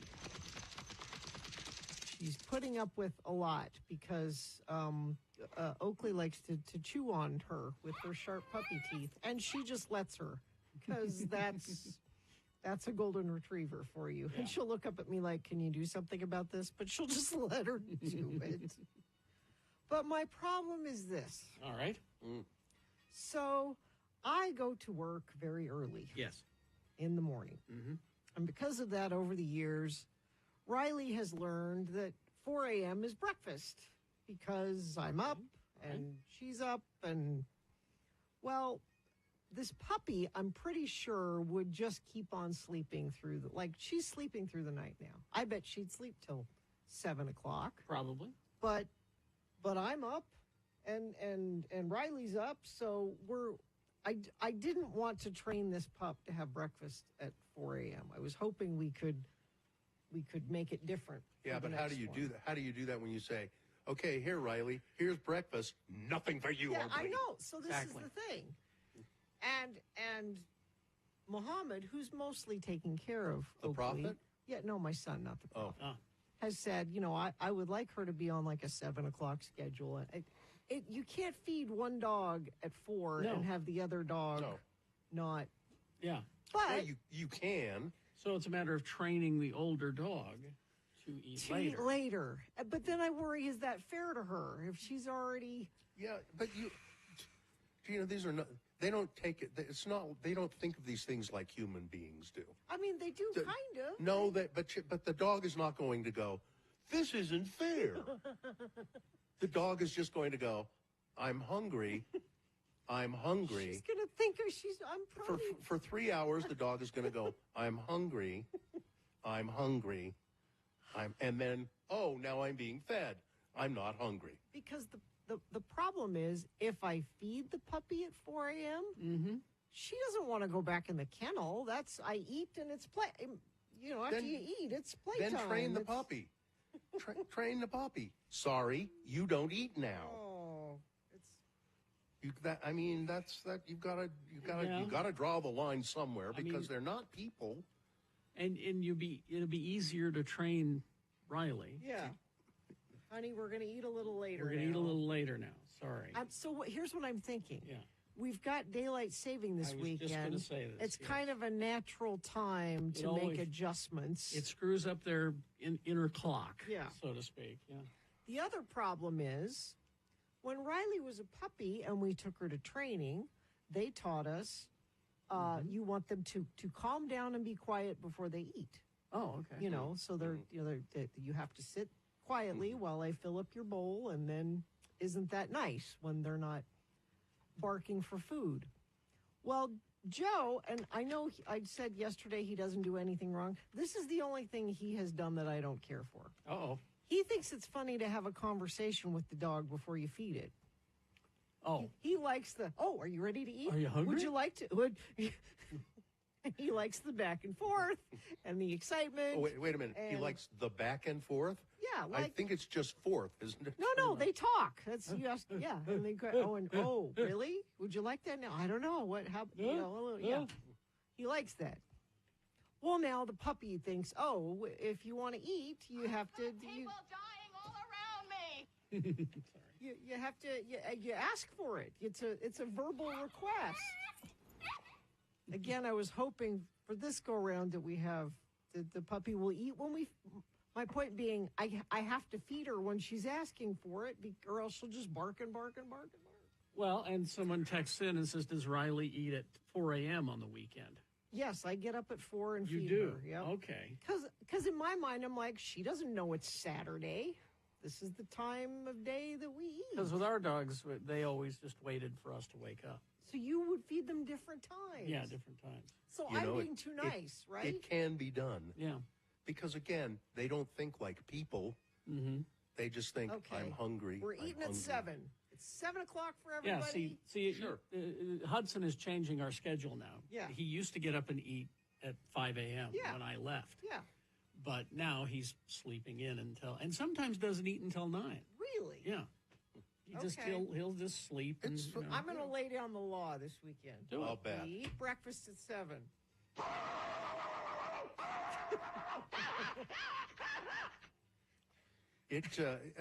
The older dog will probably go into a funk and be depressed for the rest of its natural life. Don't say that. This is what I'm worried about. I want her to know that just because we have this new puppy doesn't mean your life has to Well, then change. discuss it with Riley. We'll talk about Yeah. it. Say, listen, honey. Let's have a talk. I know this doesn't seem fair because I know you understand the concept of fairness. I do talk to her in this way, like she's a person. So you don't like the fact that Joe does the back and forth with the eating, No, we don't, because she doesn't have to bark. I just talk to her this way. Here's what's happening. This is the way it is. All right, I'm going to try that this weekend. I mean, try would be writing out some instructions. Yeah, this weekend would be the time to do it. Yeah. Posting them on the inside of the kennel. Okay.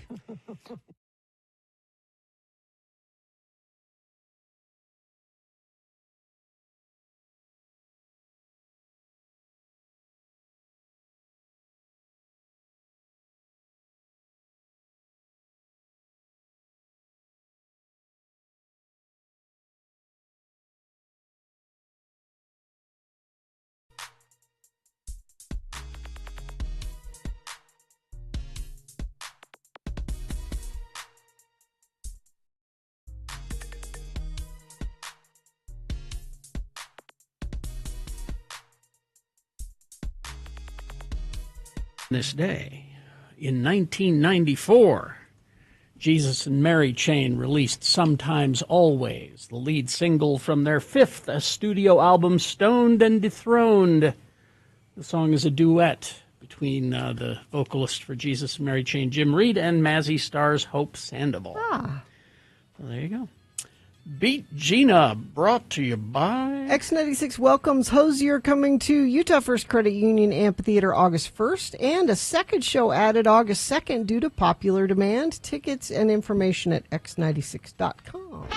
Well, before we get to our game, I, your announcer, Johnny Ola, have an important message for the single women listening to this radio broadcast. Noted author Joe Bonomo is pleased to present another Bonomo Handy Pocket Manual. This one is called How to Find Your Man. Joe writes about how to win him and, more importantly, how to hold him. Oh. There's a copy of it right there at x96.com/live. Oh, she's holding him right there. What are your chances? Where to find him? Must you put on an act? Joe will tell you how to keep him interested, and he lays out the 10 steps to the altar. This book is 64 pages, completely illustrated with photographs, diagrams, and charts. Send $1 today to Bonomo Enterprises, 5th Avenue, New York, New York. And now, here's the man who taught Joe Bonomo everything he knows, your host, Kerry Jackson. Wow, thank you, Johnny. You're welcome. I need to get that book. You think a book of advice from a guy about that kind of thing is the way Well, to go? who would know better what guys want than No another kidding. guy? How to hold him and how to keep him. No wonder it's only 64 pages. All right. Let's see. The randomizer has picked a contestant. Gina, you'll be playing against Katie today. Katie, are you there? I am. All right, Katie, we're going to toss a coin to see who goes first. It will give you the advantage. Heads or tails, you call it. Tails. All right. Heads, Oh, I'm afraid. you're going to have to work for these Hosier tickets. That means Gina goes first. She gets the first question, multiple choice, pop culture trivia. If she gets it correct, she gets the point. If not, Katie, I hope you were paying attention to the question, because I'll let you answer the same question. And if you get it correctly, you'll steal Gina's point away. We'll go back and forth till one of you gets 3 points. All right, because it is Monday, and nobody felt like writing jokes on a Friday. Leftovers? Leftover trivia. We got a couple of leftover Batman trivia. Okay. Specifically. Oh, yeah. Okay, here we go. What is Bane's teddy bear's name? Yes, Bane. I have a teddy bear. Tom Hardy has a teddy bear. Bane has a teddy bear. What is the teddy bear's name? Is it 1, Manson? Is it 2, Biscuit? Is it 3, Osito? Or 4, Ted? No idea. Biscuit. No? I don't know. I would like it to be Biscuit, but no, I'm terribly sorry. That is incorrect. How about for the steal, Katie? Ted? What? Ted. Is Ted what you're saying? Ted. That's also wrong. Yes. It's Osito. Which is what? Oso the name is, of the teddy bear. Oso is Spanish for bear. Yeah. Yeah. So little bear. Oh. Osito. Osito. It's All the right. name of the bear. It's the bear's. Katie's got the question. Katie? It's Zip Zip.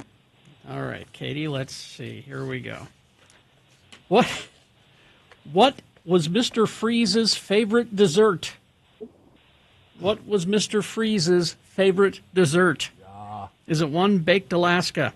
Is it 2, Bananas Foster? Is it 3, dill-flavored candy canes?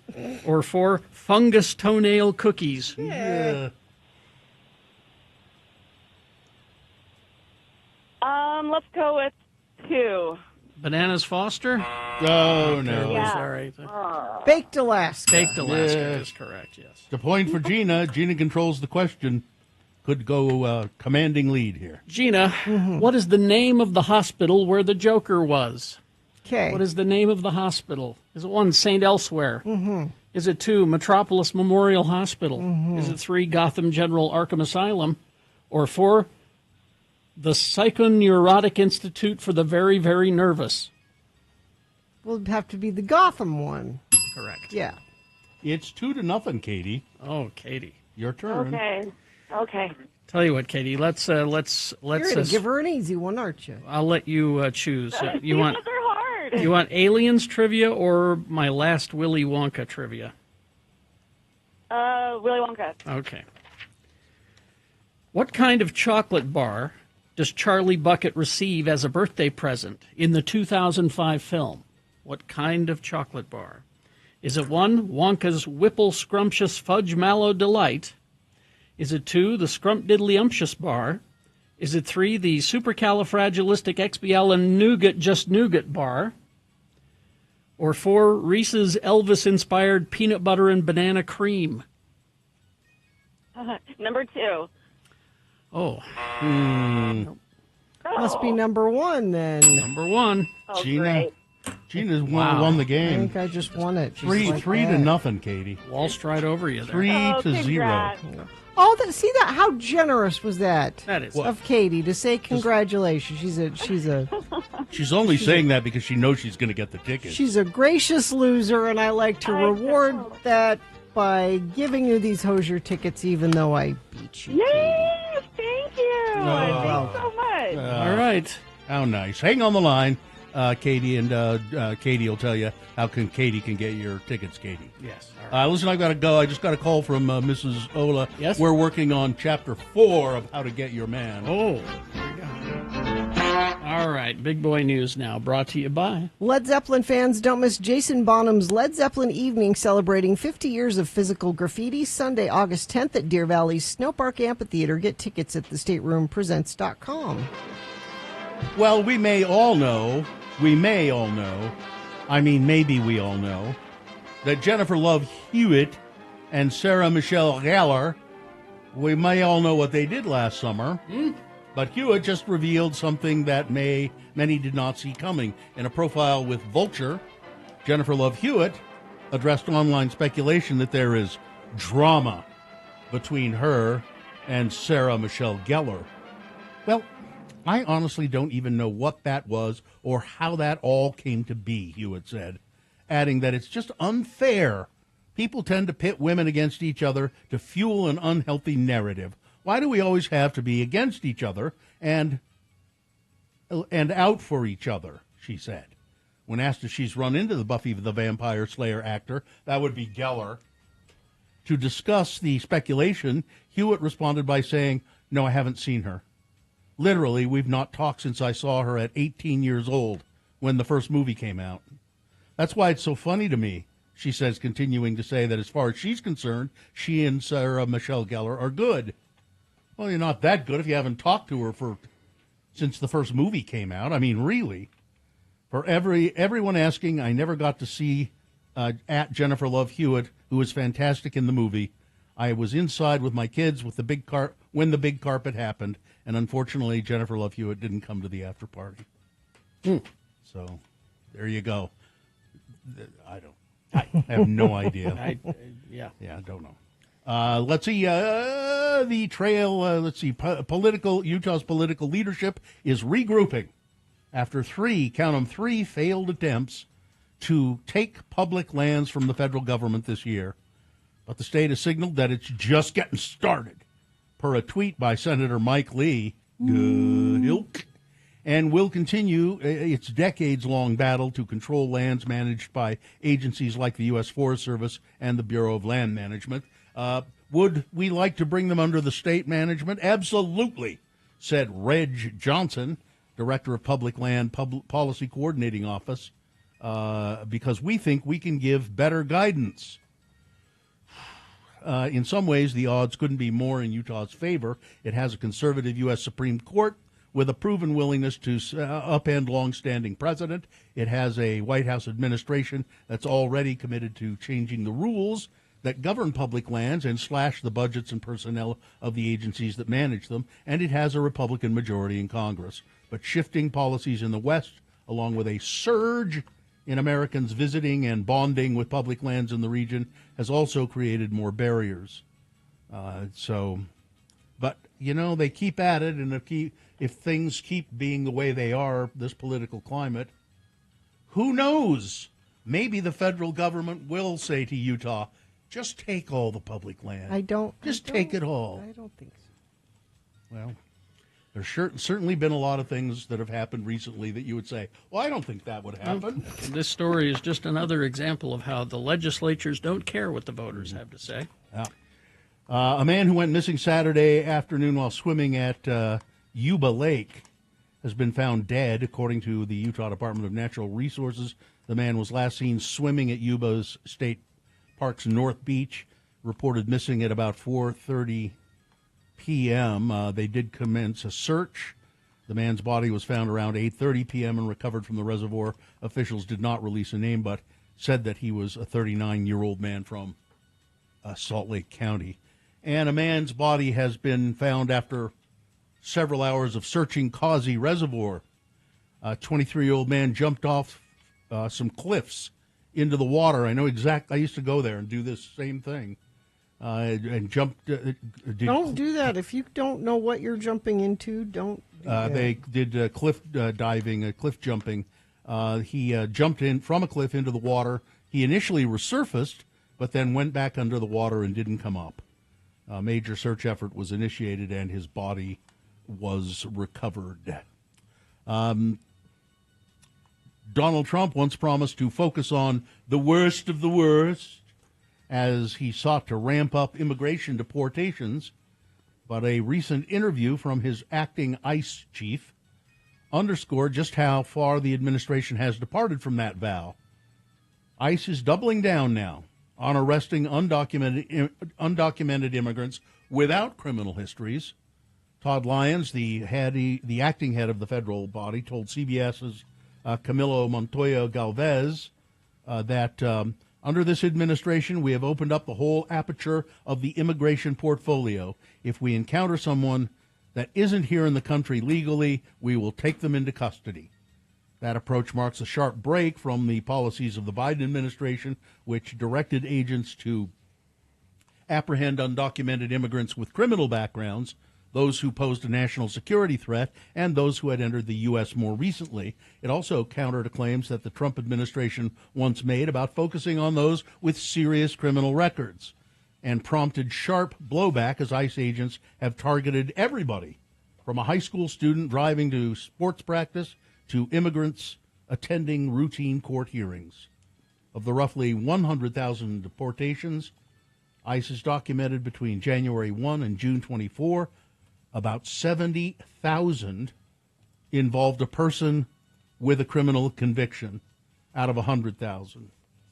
And just a small fraction of those who faced convictions did so for violent offenses. So we can't just look at it based on violence, he said. Why not? I don't know. We can't. We just can't. Because we got quotas here, you know? Quotas. That's why they're rounding up innocent people, is because they have quotas. Yeah.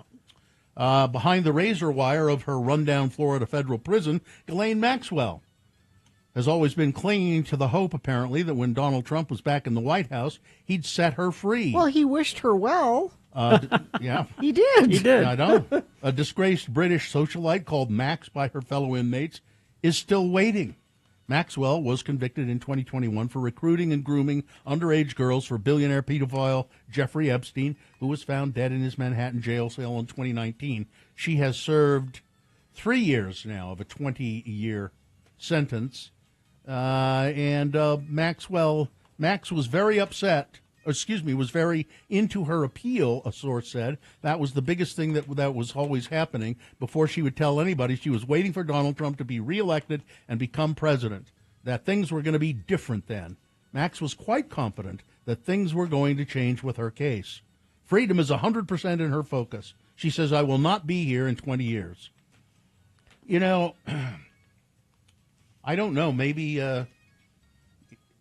if Trump does not move to dismiss charges or pardon She might her, talk. but if he does, would she definitely wouldn't talk? I think she would disappear. You would never hear from her again. Probably. So I'm surprised that he doesn't do it. Well, it'll make him look more guilty. Let's see. After the Wall Street Journal reported Thursday on a 2003 letter to Jeffrey Epstein that included Trump's name and an outline of a naked woman, the president's denial was comprehensive. I never wrote a picture in my life. I don't draw pictures of women, It's not my language. It's not my words. I don't draw pictures, he later said. You draw lots of them and sell them and put them up for auction at charity things. You have done that many times. I never did. It was an auto picture drawer. Trump has filed a defamation lawsuit against the Wall Street Journal. Oh, good. And its parent company. Discovery. Remember, he $10 billion. He had a lawsuit against Bob Woodward. Yeah. Who wrote a book about him, and he's like, it's lies, it's all lies, I'm going to sue. Yesterday, quietly, that just went away. The judge said there's nothing here. So this is what he does. Yeah. He threatens to sue, and then somebody looks at it and says this isn't a thing, and it goes away. It's going to be interesting. By keeping up the lawsuit, he's keeping Epstein in the headlines, though. If he was smart, he would just drop it and let it go away. But no, he's so bound and determined to prove that he's not on the files, even though he's in the files. So there you go. All right. That's it. Sports weather traffic. Well, beginning Monday, today, the World Horseshoe Pitching Championships will take place in Sandy. The tournament's held through the National Horseshoe Pitchers Association. Begins today with preliminaries taking up the first few days, followed by the championship rounds on July 28th. Competition will be held at the Mountain America Expo Center in Sandy. I have problems with this. Why? It's inside on like rubber mats. Horseshoes is outside in the dirt. It's too hot. Then have it in the fall. There's pictures here of they're just inside throwing horseshoes on rubber mats. This is wrong. I'm glad you're taking a stand on something. You really have strong opinions about the most important things. Pitchers of all ages will compete in different age groups, including folks in their 80s all the way down to 7-year-olds. We're raising these kids with the wrong idea of what horseshoes. Can you get a horseshoe scholarship to a college? Competitors will be grouped into different pairings. I lettered in horseshoe. Those with the highest ringer percentage will move on to the championships. Do you have a high ringer percentage? I think maybe Gina, they put a little device in there that when you get a ringer, you won't know it because it's not a steel pole. I think is that right? I don't know. But there's a recording that'll go. Yeah, see, that's all wrong. I want dirt. It's got to be dirt. I feel very strongly about this. Weather, 82 right now, 94 for a high today. Slight chance of thunderstorms over the mountains today. And we stay in the low to mid-90s, looks like all the way through the holiday weekend. Traffic, let's see. We had a texter send us something. Says semi broke down northbound I-15 right at the end of the 146 South merge. Thank you, Infinity member, for sending that in. We've got a crash westbound I-80. Milepost 124 State Street off to the right shoulder. Crash northbound I-15 31st Street in Ogden. And whatever you're seeing, please share it with us via text if it's safe for you to do that. 33986. Haster Games for board games, Magic the Gathering, Pokemon, miniatures, dice paints, and more. Haster Games, 6831 South State or HasterGames.com. Gina, somebody in the chat room posted a picture of an indoor horseshoe tournament, and there's a huge crowd of nobody watching. All right. We will take a break. We'll be back. We got some geek news for you after that. And then the Boner Recap game coming up at just after 9 o'clock. Stockton 12 Honda. Stockton 12 Honda. It's the big summer event going on right now at Stockton 12 Honda in the Southtown Auto Mall in Sandy. You can't go wrong buying a Honda. Why don't you check out the all-new 2026 Honda Passport. Stop by Stockton 12 Honda to check it out. Huge selection of the new Hondas at Stockton 12, like the CR-V and the Pilot. The CR-V comes in a hybrid edition, too, and that's really got me interested. Get ready to experience and explore the new Trail Sport trim of the 2026 CR-V hybrid. It's built for adventure and efficiency. Come test drive one today at Stockton 12 Honda. They're in the Southtown Auto Mall in Sandy. They've been a neighborhood Honda dealer for over 25 years at Stockton 12. And how do you find them? Well, it's really simple. You go 106 South exit off of I-15, and then you go into the Southtown Auto Mall, drive right down Auto Mall Drive, almost to the end, and there it is, Stockton 12 Honda. Mark Rudson. Yeah, you listen to Radio from Hell in your car, but listen at home too. Tell your Owing a considerable amount of money to the James Brown estate and the Rick James estate. I would say. I requested that this But morning. pretty tasty, I must say. I'm not a Bruno Mars fan. I'm going to make you one. No, I don't think so. I think it's Mark Ronson. No, it's And No, I can tell you it's Bruno Mars, and here's why. Why? Because it rips off a lot of stuff. Not ripped, inspired And by. I'm not saying it in a bad way. Yeah, you're right. You know, it's probably so it's Bruno Mars sounding as much as he can like somebody else. Yeah. But it was enjoyable. It was. Normally, I don't. I'm glad that somebody is still making that kind of music. Exactly. So that makes me happy.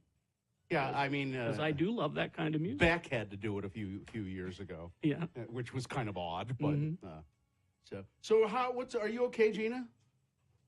I got my song request. I'm great. Why? Oh, okay. Is that I guess that's what it was. Usually you have a greeting for me. I had my headphones but on. I was uptown funky. I had no time for you. Gina's got so much funk. I don't. That's why I have to add it to my life. I've seen her. I've seen her dance. She's got the. See, I don't dance. Because you know better? Because I know I look silly. I know I look like a white guy I have to be really, really, really drunk. And you probably haven't even done that in a long time. In a really long time. There are mornings when we're playing a song. Oh, do I do it and not realize I'm doing it? And we've been meaning to have an intervention. Do I sometimes dance and I don't realize I'm dancing? Sometimes you air guitar. Do I? Yeah. And I don't know I'm doing it. And air drum. And that's terrible. Yeah. The last time I remember dancing, I believe, what was that band that used to play at all like Green Street, and I want to say, they were like Solid Groove or Solid Gold or I don't know. That and they, and they put the on Disco the wig. Drippers? Disco Drippers. There we go. Drippers. The Disco Drippers. And I remember when at Trolley Square, when Green Street was there, and it was the middle of summer, and they would have cordon off part of the parking lot there, and you could just go out there and dance. Right. And I believe the Disco Drippers were there. Quite possibly. And I remember dancing there and taking off most of my clothing. Really? Yeah. Ew. It was. It was. You were having a good time. I was indeed having a great time. I was down to a shirt and boxer shorts. Really? Yeah. And dancing to the Disco Drippers. And I think our salesman, the guy who later became our salesman, was singing with the Disco Drippers at that time. Scott. He was with the band at the time. Scott, what's his name? Yeah. Yep. Took off most of my clothing. I was dancing with a. I don't know how I missed that. I was dancing. Well, you weren't there. That's how. You weren't invited. But you'd think that word would have got out. Bill's over there. No, I was with my actor friends. Oh, I do need to be drunk to dance, but I do it more often than that. I was a wedding in Idaho was the last time. Oh, I think I remember you talking about that. Yeah. Well, There's video evidence of this, and it's a bad thing. Well, let's face it. I have seen people, white people that dance well, but we are not among them, I think. No, not among them. And I think you get a pass at a wedding. I don't think Do you? anyone's going to, Because I often make passes at people at weddings.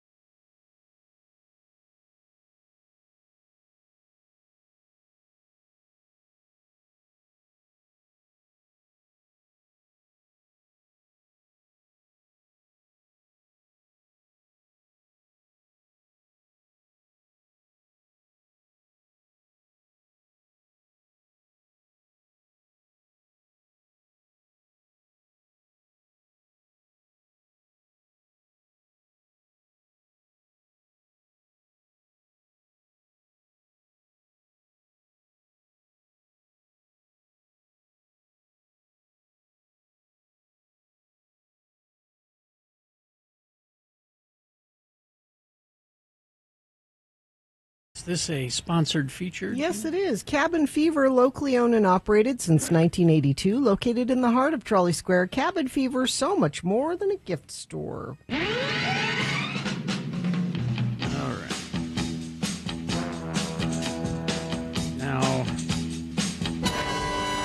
Now, you probably spent the weekend watching that new Tron trailer. Uh-huh. It's they're getting ready for a big presentation at San Diego Comic-Con coming up here in a few days. They had signs all over San Diego when I was just there. Yeah. All the street signs hanging down. It's all Tron. And we're, of course, playing the new Nine Inch Nails song. Superman's still making the money. Yeah. Mm-hmm. But this weekend, Fantastic Four First Steps opens. Now, it has been screened on Monday. Did you see it? Did not. Oh. I'm going on Wednesday. Okay. But I'll be gone, so I won't be able to follow my social media. Maybe I'll review it there. But I'm going to see it Wednesday night. But so far, the reviews are quite glowing, actually. Good. Fantastic Four is a story about family above all else, where each member of the team is equally important. No one is underserved. The movie excels when fleshing out the various bonds between the four characters. Fantastic Four rocks more than any Marvel movie before it. That's pretty... Well, let me finish. F4 feels like Jack Kirby's imagination brought to life on screen. That's what they're saying. Okay. Between this and Superman, 2025 might go down as the year movies finally embrace the wonderful weirdness of comic books. Okay. Let's see. Many will say Fantastic Four is fantastic. They'll be right for several reasons. The four main cast members are excellent. The score is memorable. The 60s retro futuristic production design and visual effects are excellent. See it in IMAX. So it's looking good. My standout is Vanessa Kirby as Sue Storm. I will die for you. You are perfect. Wow. Vanessa Kirby. An image does not come to mind. She's pretty blonde. She's British. She's been in a bunch of stuff that I've not seen. Anyway, looking forward to it. Judge Dredd. We're doing this again? Now, Judge Dredd was a pretty good comic book from the 70s. And then it was... not such a good movie. It was slaughtered by Sylvester Stallone. Because the whole conceit of Judge Dredd is he never takes his helmet off. But you can't have Sylvester Stallone in a movie. And people will want to see my face. But then the Judge Dredd movie with Carl Urban came along, and that was good. That one was closer to the comic book than anything. Okay. And he didn't take his helmet off. Well, they want to try it again, and so they've got Taika Waititi as Judge Dredd. No, to direct. He's going to direct it. Drew Pearce. He and Drew Pearce are friends. Apparently, they've been looking for something that they could work on together. Okay. Drew Pearce did Fall Guy, Mission Impossible, Rogue Nation, and he's gonna direct it. They want to make a whole Judge Dredd universe type thing because there are many characters in the Judge Dredd universe. Okay. But I will say that this probably won't happen. Why is that? Well, I'll just add it to the list of other projects that Taika Waititi is working on. His Star Wars movie, his Flash Gordon movie, his Akira movie. Is he actually working on those? His Werewolves TV series, his Netflix series about Roald Dahl. What does this tell us about what Taika Waititi? Yeah, he can't seem to focus on one thing. Anyway, so if it happens, I don't think it's going to happen. What will probably happen, and I don't know if this is such a good idea either, Captain Planet and the Planeteers. No, it's not. Remember that cartoon? Yeah, it's not a good idea. Live action. Netflix has got Greg Berlanti, who did most of the superhero shows on the CW. Okay. So it'll be young teens that are... Well, that's part of the show. I mean, it's Captain Planet and the Planeteers. Okay. His Planeteers. And somehow Leonardo DiCaprio is involved. He's producing it. I liked it as a kid. I guess. I don't know. When did Captain Planet go woke? Good heavens. The comic book Invincible, of course, the animated series is on Prime Video. We're still waiting for season 4, and they've said, oh, go ahead and make season 5 too. So it's not going away anytime soon, and if my inside sources are correct, you're probably going to be looking at maybe 8 seasons. Because Kirkman wants to do the entire run of the Invincible comic, just animated, though. We got the Assassin's Creed live-action TV series has been greenlit for Netflix. I'm surprised it's taken this long. I am too, but there you go. As long as there's a convenient haystack, I'll be there. This, I'm surprised, took so long. The Hot Wheels movie. John Chu is going to direct it. He's, of course, the guy who did Wicked and Crazy Rich Asians. And he's going to do the Hot Wheels movie. Just as long as there are giant orange plastic tracks that you hit your sister with. That's all I need in a Hot Wheels movie. I didn't realize they were weapons. Oh, yeah. Oh, yeah, they hurt. Let's see. Crash westbound I-80 State Street in Salt Lake. Right shoulder affected there. Now, we haven't had a traffic alert of this, but I feel like I need to tell you. Don't miss the annual Longhorn Cattle Drive. Thank you, Sean Means, for letting us know this. With the governor, members of the Utah Cowgirl Collective. You'd think I would be on the group text I would for think, that. yes.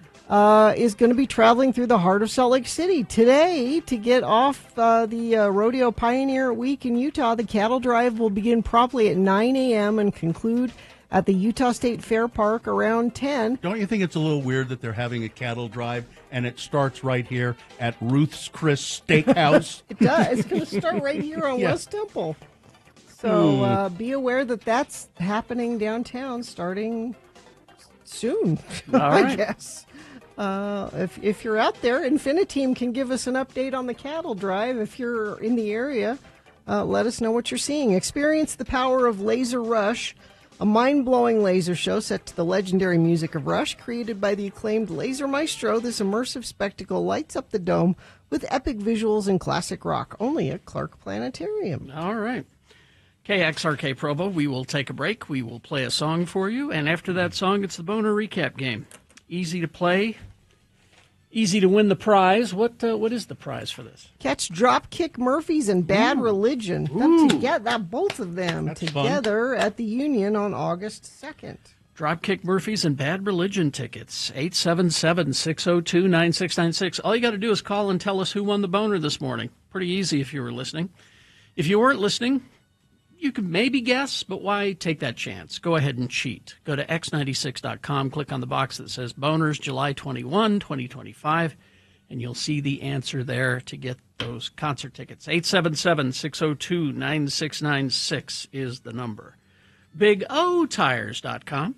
Big O Tires, get to know your local Big O Tire store. I go to the one on 2nd East and South Temple, and they always treat me well. I go in there, I use their Wi-Fi, and wait in the waiting room while they work on my car, either putting on new tires or, Big O does all kinds of stuff. They do brakes, shocks, alignments. They do oil changes at Big O Tires. Boy, an alignment really is... Makes a difference. It makes a huge difference in your car. And right now they're having a sale on tires. Let's see, select sets of Michelin tires. Yeah, that's... you get, $120 off those, $200 savings on select sets of BF Goodrich tires, and don't forget, you can make an appointment online. That's really, so you go to bigotires.com, and then it'll help you find the store closest to you, and it'll show you what appointment times are available, and you can just book it right there. So go to bigotires.com, Big O Tires, the team you trust. Listen up,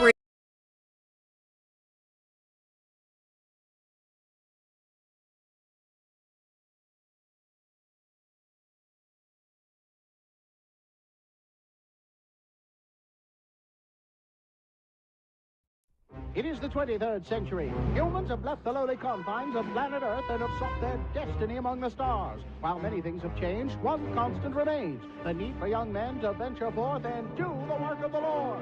This is the tale of two such men who at the age of 19 have answered the call of their general authorities and are embarking on a 2-year mission to spread the gospel throughout the galaxy. This is the story of Space Elders!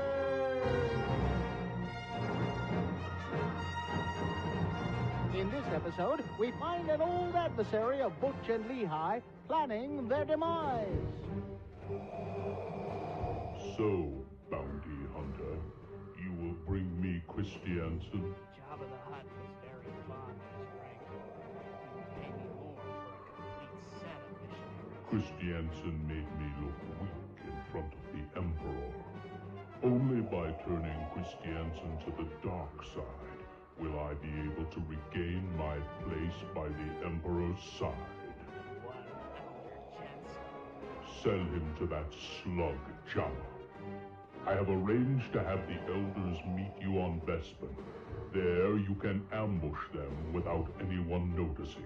If these elders bested you and the Emperor, how do you expect me to transport them back to you? I prefer my elders frozen. There is a carbonite facility on Cloud City. That should make transporting them simple. Have my credits ready. I'll be right back. Here we are, Butch. Cloud City. It sure looks like the holograms they showed us in school. I don't know, Lehigh. I always get nervous when I stand on a city that's floating miles above the surface. Are you sure this is the right place? Zone Leader Hanson said that we're supposed to meet someone here named Lando Calrissian, right here on Bespin. Well, church records on this Calrissian fellow show him to be a gambler, smuggler, womanizer, and a penny stock manipulator. Are you sure this is the guy? Well, maybe he's ready to turn over a new leaf. Oh, I think that's him right there. Hi, and welcome to Cloud City. I'm Lando Calrissian. I run the mining operation here on Bespin. Can I offer you a beverage? Perhaps some malt? I love a malt. Liquor? Oh, no, we don't drink, Mr. Calrissian. I'm Elder Christiansen, and this is Elder Jensen. Aye. We represent the Church of Jesus Christ of Latter-day Saints. You know, the Mormons. Now, our zone leader said that you might be interested in learning more about our religion. Actually, no. We have some common acquaintances. I've made a deal with the Empire. Well, they'll leave me alone if I introduce you to this guy over here. Elders, this is Boba Fett. Boba Fett, Elders Christiansen and Jensen there. Gotta go now. Got a city to run. Bye-bye. Well, Mr. Fett was up. Well, hi, I'm... Hey, I'm all tied up. Cool toy. I need to get me one of those. We could convert more people if we could just tie them up first. Now, Butch, I don't think we would be allowed to hog-tie prospective converts. Excuse me, Mr. Fett, could you untie me now? One down, one to go. Don't push my companion in that hole! Whoa! What have you done to my companion? Is Butch dead? No, he wouldn't be worth much to me dead. Jabba wants to see him die in person. Your companion is frozen in carbonite. Now, if you would be so kind as to throw yourself down in there, we can get on with this. You're going to take us both back to Jabba's palace? No, you have an appointment with Darth Vader and the Emperor. Cousin Darth? Oh, my. Hey, get over here. Sorry about this, Butch, but I need you to do something for me. Don't push me over. Ah! Oh, I guess you weighed more than I thought in this thing, Butch. I'm sorry, Mr. Fett. I hope my companion, who's now frozen in carbonite, wasn't too heavy. Oh, geez, what do I got to do now? I better go for some help. Never leave your companion, Lehigh. Mr. Kenobi? It is the first rule. You must never leave your companion. Obi-Wan, come back. I need some help. Oh, well, I guess I can put you on my luggage rack like this, Butch. Come on, let's go. Will Butch be able to serve out the rest of his mission frozen in carbonite? Can Lehigh really find a big microwave to defrost him in? Will Darth Vader ever get his revenge and once again become the Emperor's favorite lapdog? And where does Boba Fett get all those neat gizmos? Tune in next time to hear Butch say... on the next mind-numbing episode of Space Elders!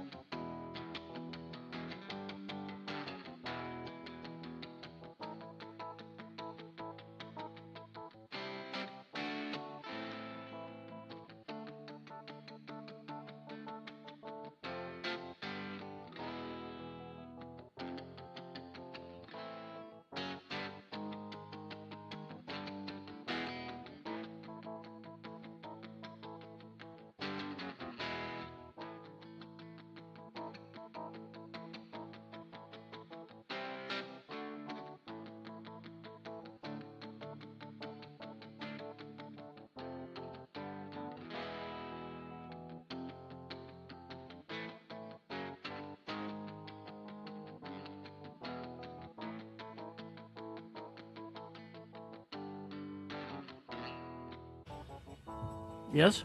Oh, sorry. Person and place? Doc Baker and Draper. Draper? Yeah, says we're playing. Are we allowed to play Jane's Addiction with No. the lawsuits and everything that's going Well, on? it's because okay. on this day. Oh, we have, okay.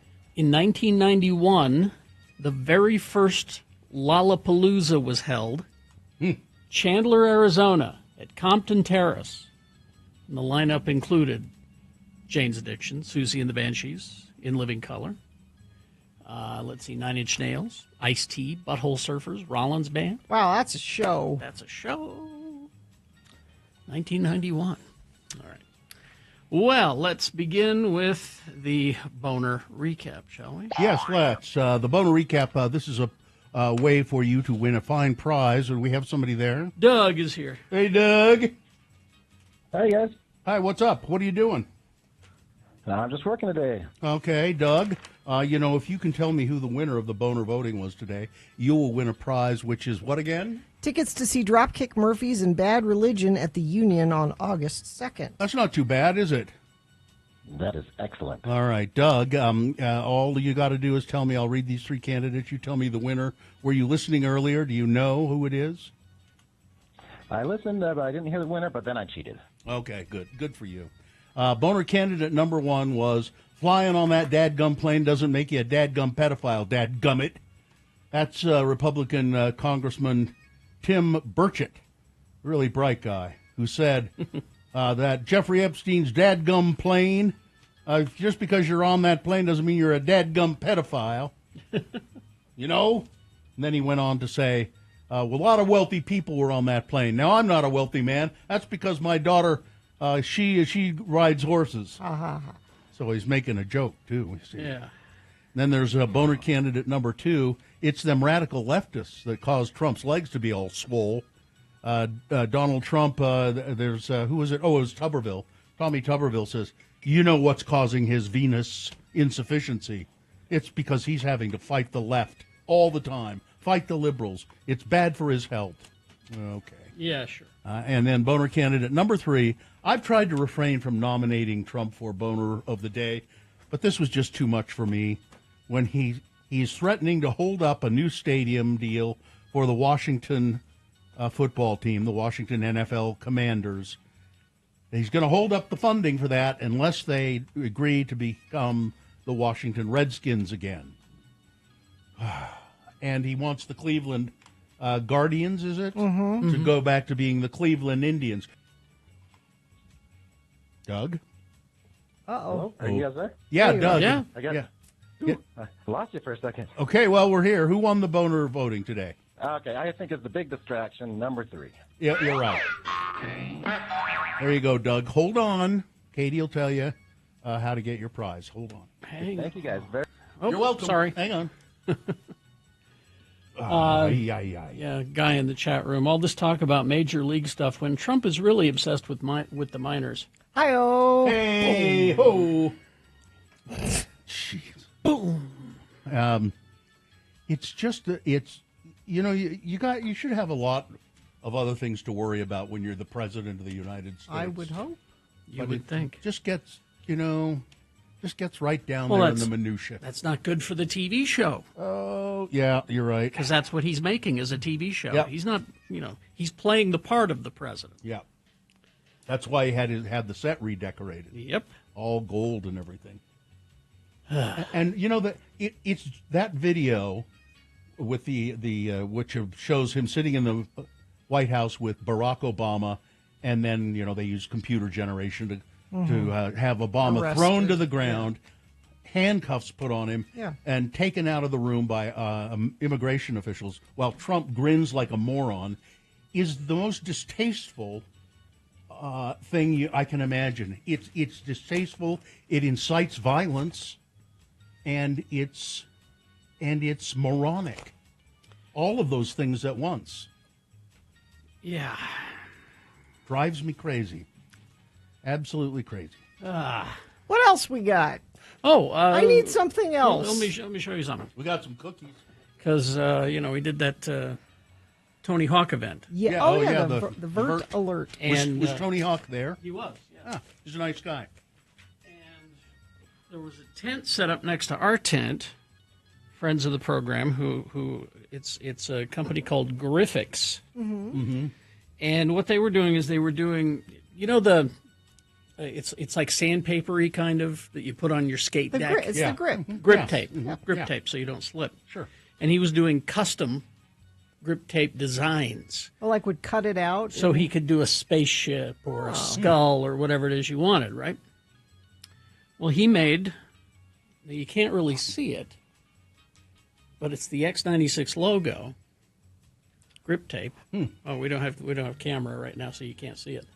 But what happens is you stick this on your skate deck or wherever it is we're going to put it, and then you peel sections off. Oh, and then you can see what. And it then you says. can see the X96 logo on there. So I'm going to give it to somebody who is more artistic than I. Yeah.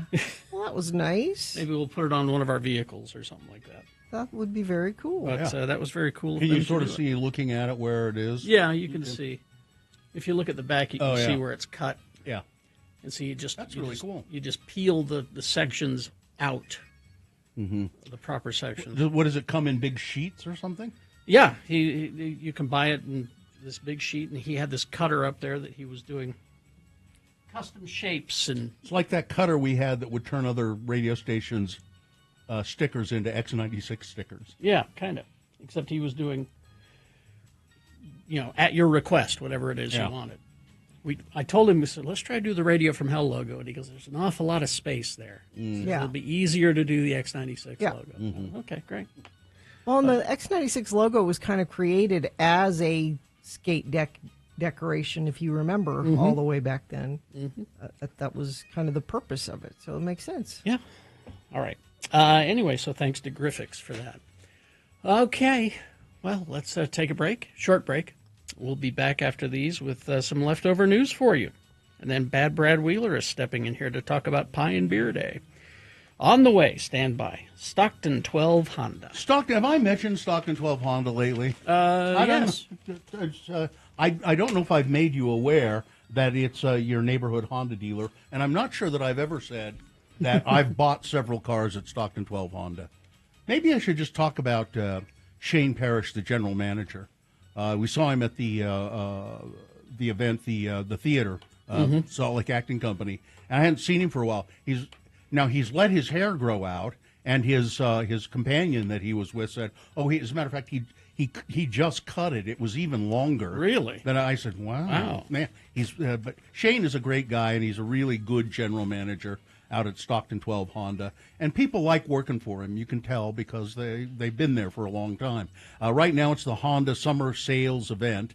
It's going on now at Stockton 12 Honda. Great deals on every new and used Honda in stock. So go out there and check them out. Stockton 12 Honda, the Southtown Auto Mall in Sandy. Coming up on Friday.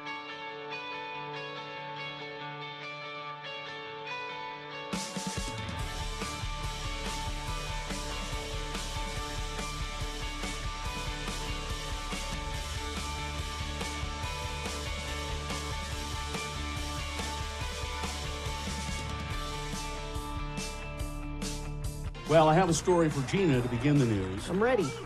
Well, and I know this is a story that Gina will really like and be interested in because she sent it to me.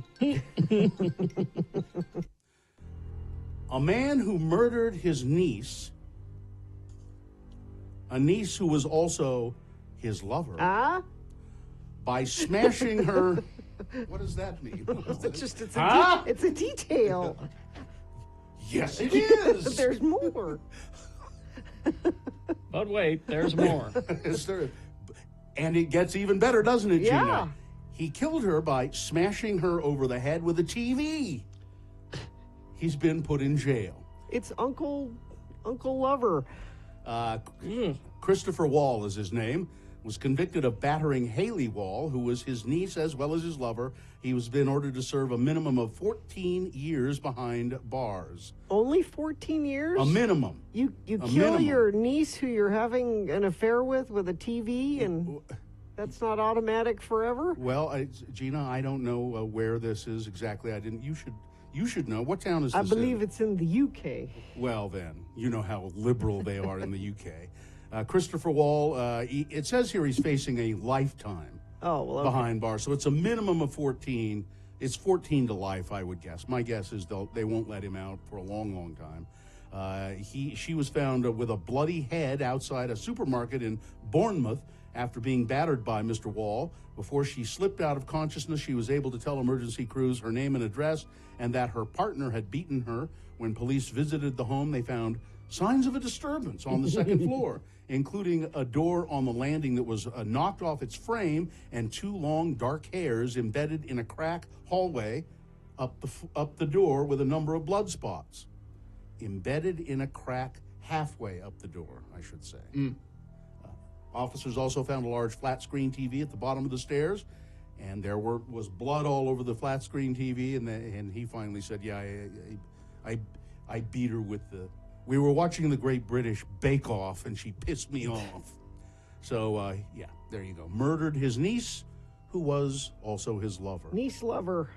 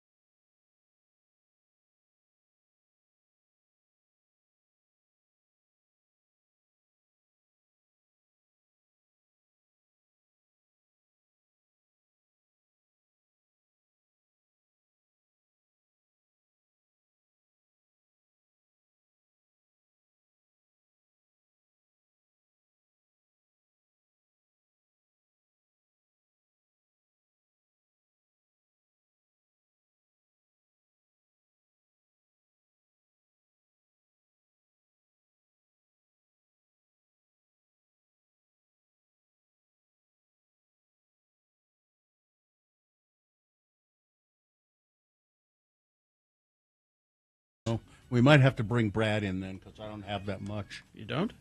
No. Oh. I'll find some. Well, maybe we could help and comment on it. That could help. That would help. All right. Does your company have a process requiring ultra pure water? Trust the certified master water specialist at Water Specialties, Inc. for ultra pure water system design, installation, maintenance, or sanitation. Call the experts at Water Specialties, 801-281-4911, or go to waterspecialties.net. Well, you mentioned it in the second weekend. The superhero blockbuster movie Superman maintained its box office dominance, earning $57.3 million. The comic book adaptation has amassed $236 million domestically, $406 million globally. Holding the second spot was Jurassic World Rebirth, which I haven't really heard anybody say anything good about it. I saw other it. than Katie, you mean? Oh, did she like it? Oh, yeah. Well, it's dinosaurs, but It was blank movie over and over and over again. And you have Academy Award winner Mahershala Ali. You have Academy Award nominee Scarlett Johansson in. Well, you got to give them good things to say. They can't just make it up. It's not. I didn't. You should have went to see Superman. I should have. The Jurassic World is $647 million worldwide. That's pretty damn good. The slasher sequel, I Know What You Did Last Summer, opened at third place with $13 million below projections, but it only cost $18 million to make. So, and let's see, the $58 million budgeted musical Smurfs did not do well. Which got horrible. Sean Means wasn't the only person to No, give that terrible. a horrible review. Everybody. I feel like nobody liked that. Everybody at all. said it was terrible. $11 million, and F1 rounded out the top 5 with $9.6 million in its 4th weekend. And most of the people I've heard talk about that movie say they really enjoyed it. So, let's see. Pee-wee's Big Adventure. The original red bike that in Pee-wee's Big Adventure. Well, the whole movie is about the bike. Yeah. The Alamo Visitor Center and Museum has acquired the original stunt bicycle used in the 1985 film Pee-wee's Big Adventure. In an Instagram, the Alamo announced the iconic red bike will be permanently displayed when the museum opens in the fall of 2027, according to the film's 40th, or coinciding rather, with the film's 40th anniversary. Prior to the museum's debut, the Alamo will host a limited-time showing of the bike and a free public screening of the movie.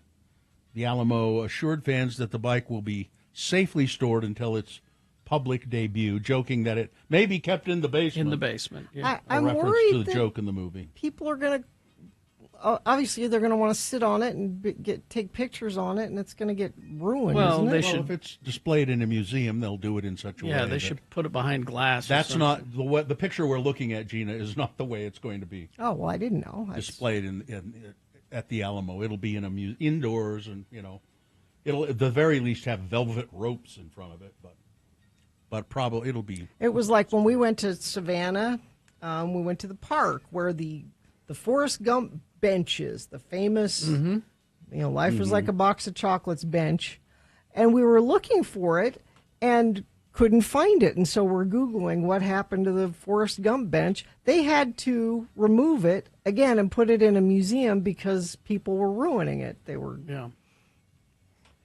drawing on it, and the weather wasn't doing it Yeah. any good, and the pigeons weren't doing it Yeah. any good. And my box of chocolates melted on it. Life is like a box of chocolates.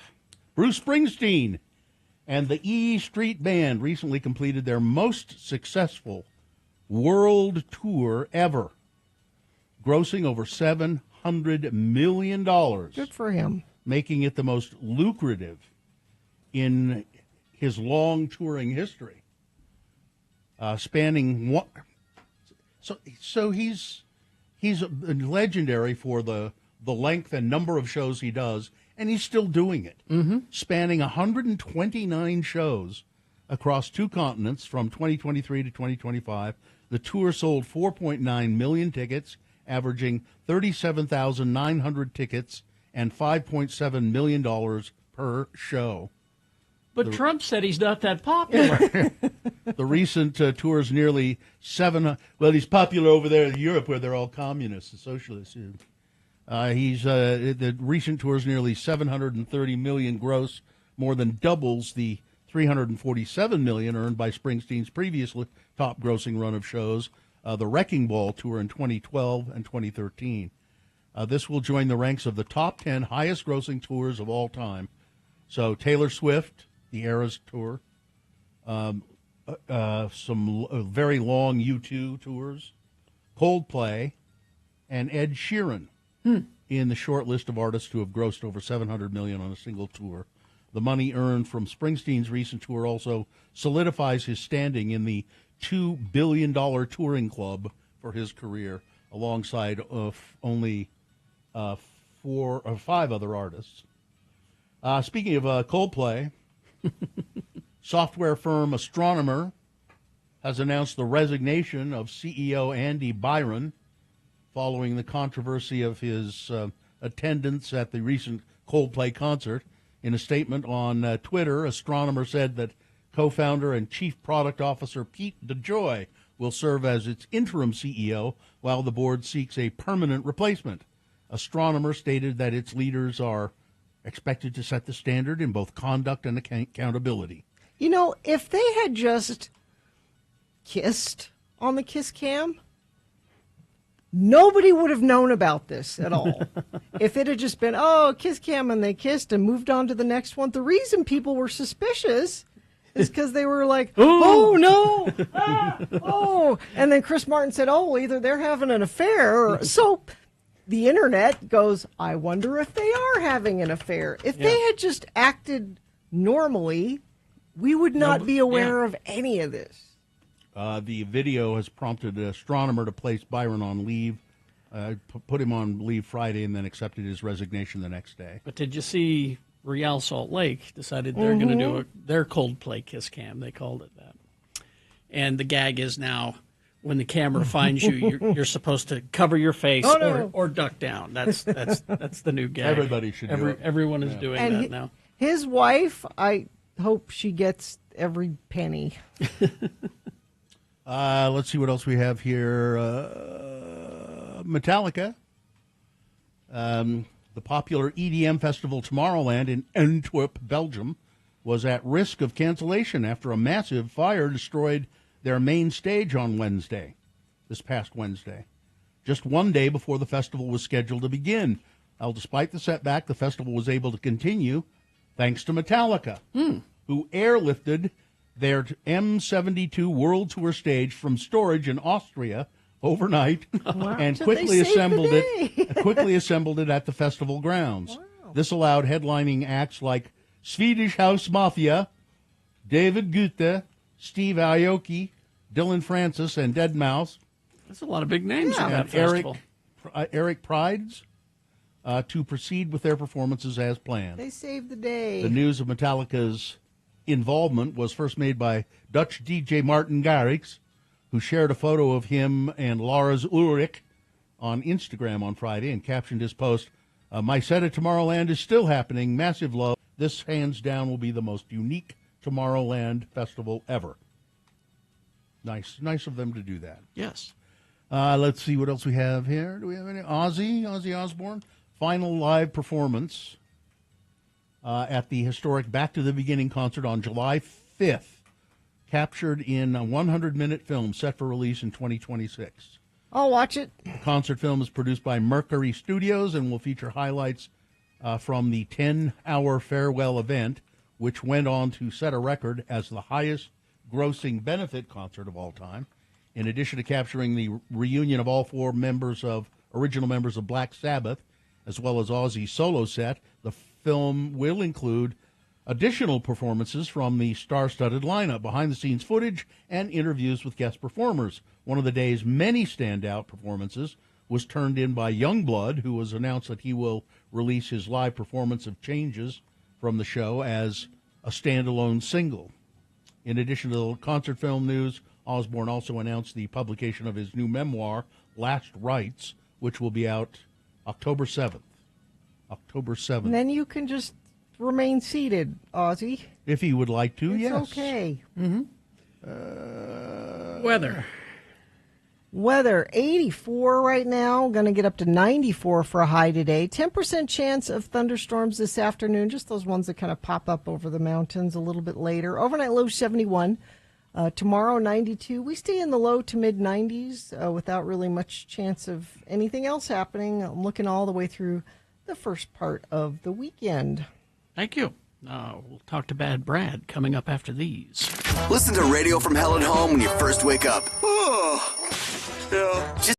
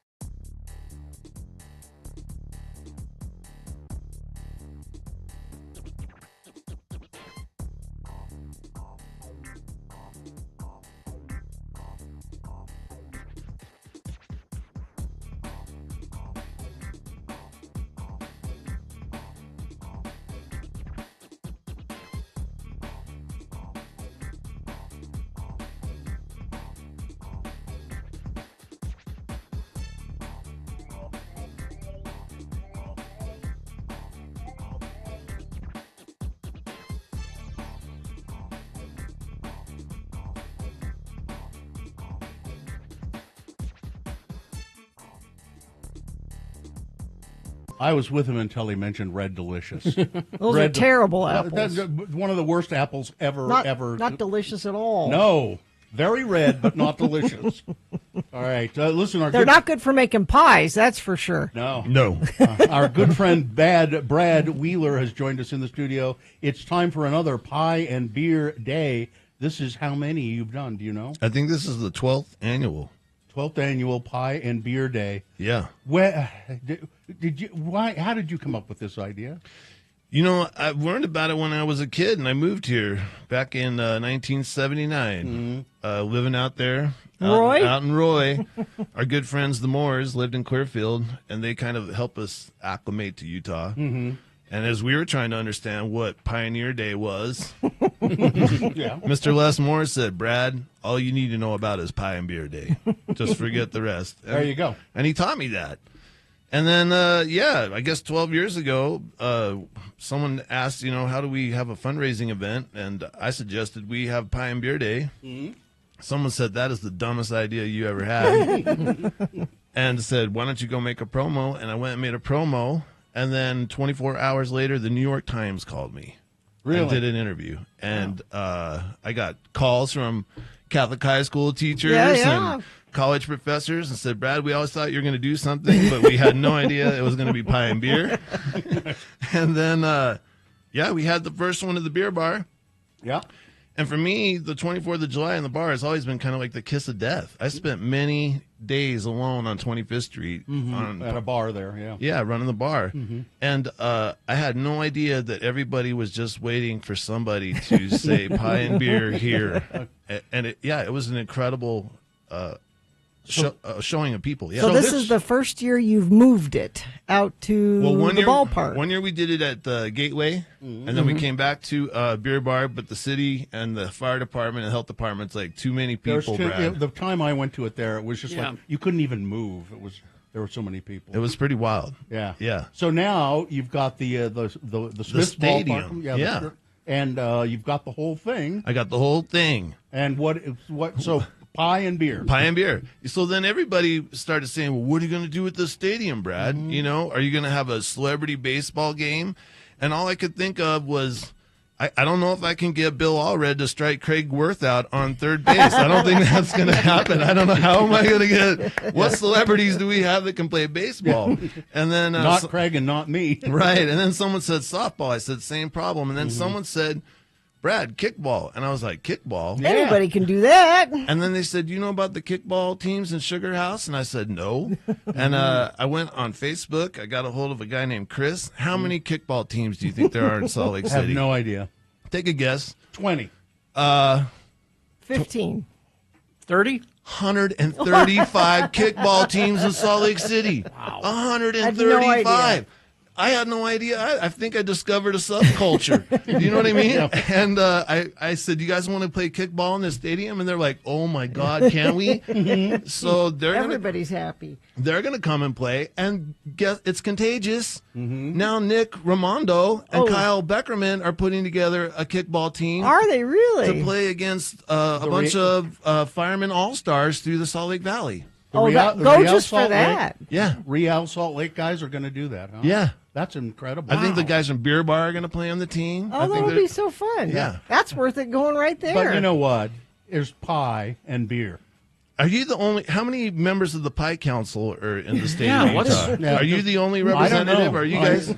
As far as I know, I'm the only one. Bill's got the certificate and everything. Exactly. Yeah, it's amazing. And the pie and beer is pretty wild. We have had every shade of pie and beer that you can imagine. I've had Frito pie, shoe fly pie, savory pies, sweet pies. How many different pies this year do you think? Do you know? 21 different pies this year. 21 different. And how many different breweries are participating? 21 breweries. The Kombucha is kind of a brewery. It's not really alcohol, but 20 to 21. Yeah. Well, and cideries, too. We got to add the apple for the apple men out there. Yeah. We got the cideries as well. But it's a bring the whole family kind of thing. That's the first thing, too. Well, I'm so excited. Thank you for reminding me. Yeah, this is the first time families can celebrate pie and beer together. It's a really big deal. So you come to the stadium on the 24th. Yes. At what time? Doors, I think, start It at says 2 to 9 o'clock, here. 2 to 9. But the kids don't drink beer, right, Gina? No. We got ginger ale and root beer coming, and we got pizza coming for the kids. So they're going to have their own version of pie and beer as well. And you can, is it possible to sample every pie and every beer? I mean, you'd have to get a couple pie passes. I think you'd have to get maybe 4 pie passes. You probably, yeah. So how much is a pie pass? Pie pass is $30. It gets you 6 pairings. It's a little 5-ounce cup of beer, a little slice of pie. It's not like a kegger. It's kind of a sampling thing, and it's a benefit for the ballpark action team. The ballpark is an amazing neighborhood. It's like Little Ogden for me over there. I love it. They are so organized and community driven. At first, they were kind of a beneficiary, but they've really become a partner and organized the whole neighborhood around this. And then you can watch kickball all day too. Kickball till 9 o'clock. Yeah, that's pretty exciting. I feel like it's kind of nostalgic. You For know, you sure, get to enjoy a game in the Summers, stadium like we used to, but it's a little bit in the future. It's kickball, not baseball. But I still have a little scar on the palm of my hand where I was playing kickball in somebody's backyard when I was a kid, and I went sliding into second base, and I was dragging my hand, and there was some big hunk of glass in the grass, and it cut my hand open as I slid into second base, but I was safe.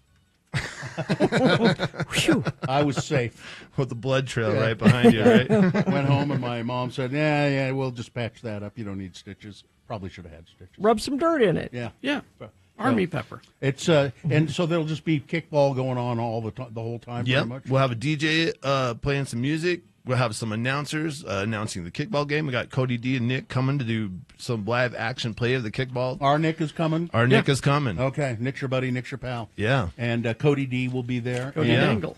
Yeah, and beer from all the breweries. And I'm excited to see that one of my favorite new places for pastries, fillings and emulsions. Or as I like to call them, feelings and emotions. Yeah, I'm really excited about that. But I also know the lady from Le Madeleine, the Queen of Romina, is got Shea Nibs now. I making pie this year. Is she? Yeah, I knew you'd love that. Yeah, I do love that. Right. She's fantastic. This is an all-star. I mean, it's tongue in cheek, but the menu and the beer is no joke. This is going to be huge, Brad. I'm telling you. It's pretty exciting. All the people involved in this. Of course, tickets are at the door. You don't buy them online. You just show up. People ask why I do that. I just don't want to leave any pie sitting in the sun if somebody doesn't show up. You know what I mean? Oh, I see what you're saying. You don't want to waste pie. Yeah, we went to Catholic school. We know. No, you don't waste pie. It's the first thing they teach you, right? Right, yeah. So thou shalt not waste pie. So just show up at the ballpark? Yeah, show up, be ready to go. And if you don't want pie and beer, you don't have to get pie and beer. You can just come in, enjoy the kickball. We have concessions. The ballpark action team is going to have concessions. We've got some food trucks and things like that. Food trucks will be there for when the pie runs out. That's right. Yeah. Over 8,000 slices of pie. This sounds like a great day. The world's largest assemblage of pie and beer. And I'm looking at the weather, 92, not crazy hot. That's perfect summer weather. I've been watching the Farmer's Almanac since January. 89 is what it said. Yeah. So that's this Thursday. Yeah. The 24th. And it's at the Smiths Ballpark on 13th South and 77 West. Is it 77 West? Excellent. Okay. All right. Thank you, Brad. Love you guys very much. Good luck for this. This is going to be huge. All right. We'll take a break, play a song, and crawl towards the exits. Coming up after these, stand by. Larson, HVAC and Plumbing. My house is comfortable. Consistently. I'll be over. You don't have to, Bill. You have a new AC that's from right. them, too. You don't have to go anywhere. Family-owned business since 2017. Sean Larson and his family doing HVAC and plumbing. I've had them at my house doing both. We all have. They get the $500 off a new high-efficiency air conditioner, plus get a year's worth of filters free from our friends at Larson.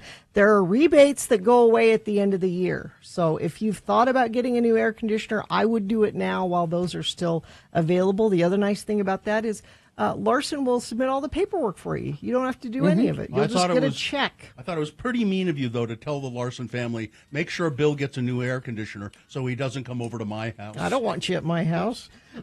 Stay in your own home. Keep your coworkers out with brand new air conditioning and that rebate. Just make sure you ask about it when you call 801-930-5450 or go to larsonhvac.com/X96. X96 plays all of the alternative music. Visiting on his way to San Diego. Am I the favorite? I love you all the same. Yes, you are. And you were all my favorite in different ways. He's not listening. He's out of town. Bill's right. I'm the favorite. You're the favorite. Right. She says it all the time. Yeah. So I have Festus. The favorite. And then I have Muhammad. He was okay. Who's the other one? Who is his own person. So when Unlike Mama Boy. So Muhammad asked the other day, he said, my friends are going up to Hebgen Lake to go boating and camping, and I would like to go with them. And I said, well, you know your brother's in town, and he's not here very often. Is that in Idaho? Is it Wyoming? Yeah, it's like West Yellowstone. Oh, yeah. Okay, I remember. And I said, and we're having a party for Festus on Friday just because he's here, and we aren't going to have him back for like a year, and we're going to be celebrating his engagement. And Sounds like it would be a priority for good brothers. Yes, and so I said, will you be back by Friday? And he said, yeah, we'll be back by Friday. Okay, great. He left yesterday, like mid-afternoon. Mm-hmm. About an hour after he left, my husband Joe's on his computer, and he gets an email alert from Delta Airlines. It says, your Sky Miles ticket has been approved from a one-way ticket from West Yellowstone to Salt Lake. And he's like, what is this? So we called Muhammad. Yeah. And he said, oh, now I don't know if this was just poor planning on his part or what, but my guess is they're in the car driving up to Hebgen, and somebody says, yeah, we're coming back on Saturday, or we're coming back on Sunday, and he started freaking out because he knew he promised his mother and his brother that he would be back on Friday for the party. Mm-hmm. They're like, no, we're not coming back till then. I gave him crap for it, too, and he was like, no, I'll be there, I promise. I'll be there. And so he hopped on his phone and went on the Delta app and found his Sky Miles account and bought a one-way ticket from West Yellowstone to Salt Lake with his Sky Miles. Okay. He's 16 years old. Yeah. He did all of this without calling home and saying, hey, I made a mistake, and what should I do? Should I buy it? Why should he do that if he knows what he sounds to me like he handled the situation just perfectly. He's an independent person. He handled the problem. You're just pissed off that he doesn't depend on you more. Was he hoping that you wouldn't know? This is what I'm thinking. I'm thinking he was just going to Uber home from the airport and show up and act like that he had been dropped off after camping, and we would be none the wiser. No big deal. But why would he have to lie about any of that? Because he knew he screwed up, not planning properly. But so I have to temper my mother anger, being like, I can't believe you didn't call and tell us what was going on, with that I'm proud of him for looking at this situation and figuring out. You ought to be damned happy that he is. Mom, what should I do about this? Mom, what should I do about that? Mom, what should I do about that? That gets so irritating. I respect his resourcefulness. He's going to be just fine in life. He's going to be fine. Did he think that by using Sky Miles that this wouldn't appear anywhere, like money? Well, no, I think he just didn't have money to buy a plane ticket, so he thought, and the fact that he knew he could buy a ticket with Sky Miles, that's also a good. You're never going to have to worry about him. He's going to be fine. Every single bit of that story just is about an aggrieved mother, not about a wonderful, resourceful son, but, I've been wrong. No, I haven't been wrong. I am proud that he figured it out without calling me. But I still would have liked a phone call. I think it's the fact that I'm pretty sure he was trying to sneak around about it. Because he didn't call and say, here was the problem. Here's what I did to solve it. I'm just letting you know what I'm doing. See, that's what I think. Yeah, he screwed up. He's covering his ass. Yeah, because I think a parent should know when a minor child is flying somewhere. See, this is so much better than so. When I was a kid, it was, oh darn it, I better set my watch back 2 hours.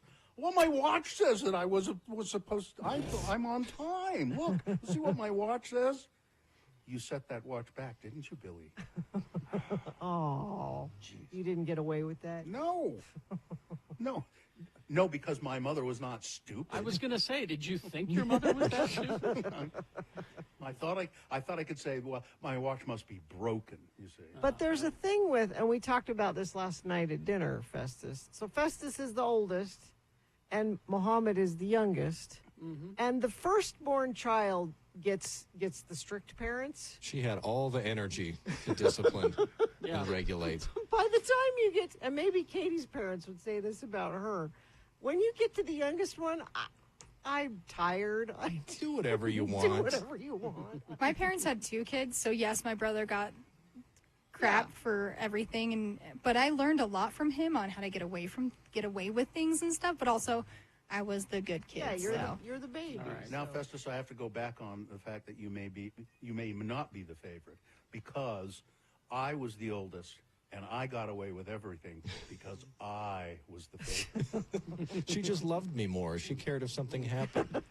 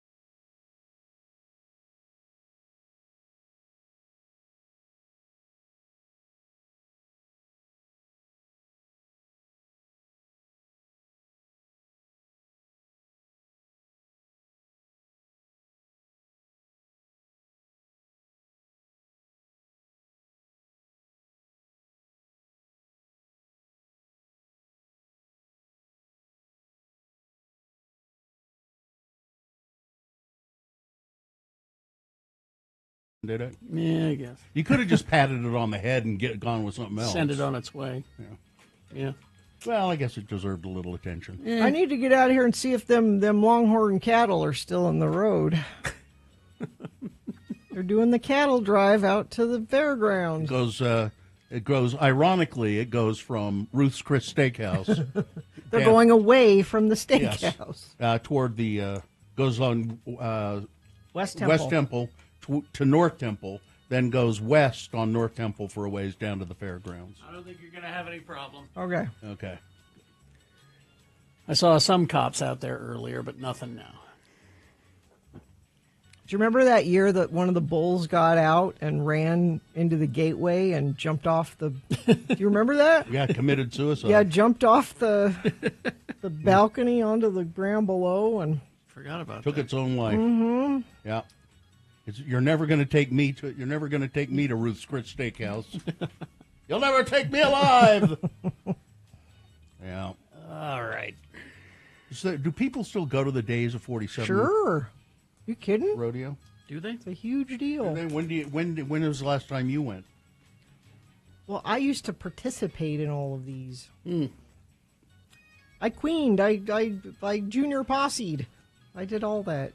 It's been a while, though, since I've gone. It is rodeo queen season. Yeah. Yes, it is. That's why I can't get my hats cleaned. Oh, no. This time of year? No. Not in a timely fashion. No. Dustin's busy with the rodeo queens. Many a rodeo queen, Miss Rodeo USA, has come from the Ogden area, Weber County. Mm-hmm. All right. Let's do the promo and crawl towards the exits. I'm Mayor Mona Dawn Criddle with an important announcement. Daddy, hey, Daddy, are you telling folks that Tuesday's Radio from Hell show has an all-new edition of Mona Community Notes? No, son. That's up to Bill Allred. But, Daddy, we need to tell people about the big Mona City Pioneer Day celebration. Send your Utah word of the day, please, to Bill Allred. That's Bill at x96.com. I'm just harassing you to do a new edition. Well, good luck with that. Good luck. It's if there was ever a week, it's Pioneer Day. I mean, surely. Well, Gina, you've sent me all of this stuff saying, really, Bill, the sketch writes itself. It does. So why don't you Why don't you help it write itself? Now, when is the parade? When is the Mona? The 24th. It is? I think. Okay, it might be too late, but I'd be willing to offer up Bill and I dressed as Dawn and Denver. No. If you let us be the Grand Marshals. Grand Marshals. Oh well. It might be too late. We'll dress as Dawn and Denver and be in the parade if you let us be Grand Marshal. I think fortunately it is way too late for that. Fortunately. Probably too late. Yeah. Fine job as always, Katie. Live long and prosper, bitches. Don't you know who I am? I insist this happen.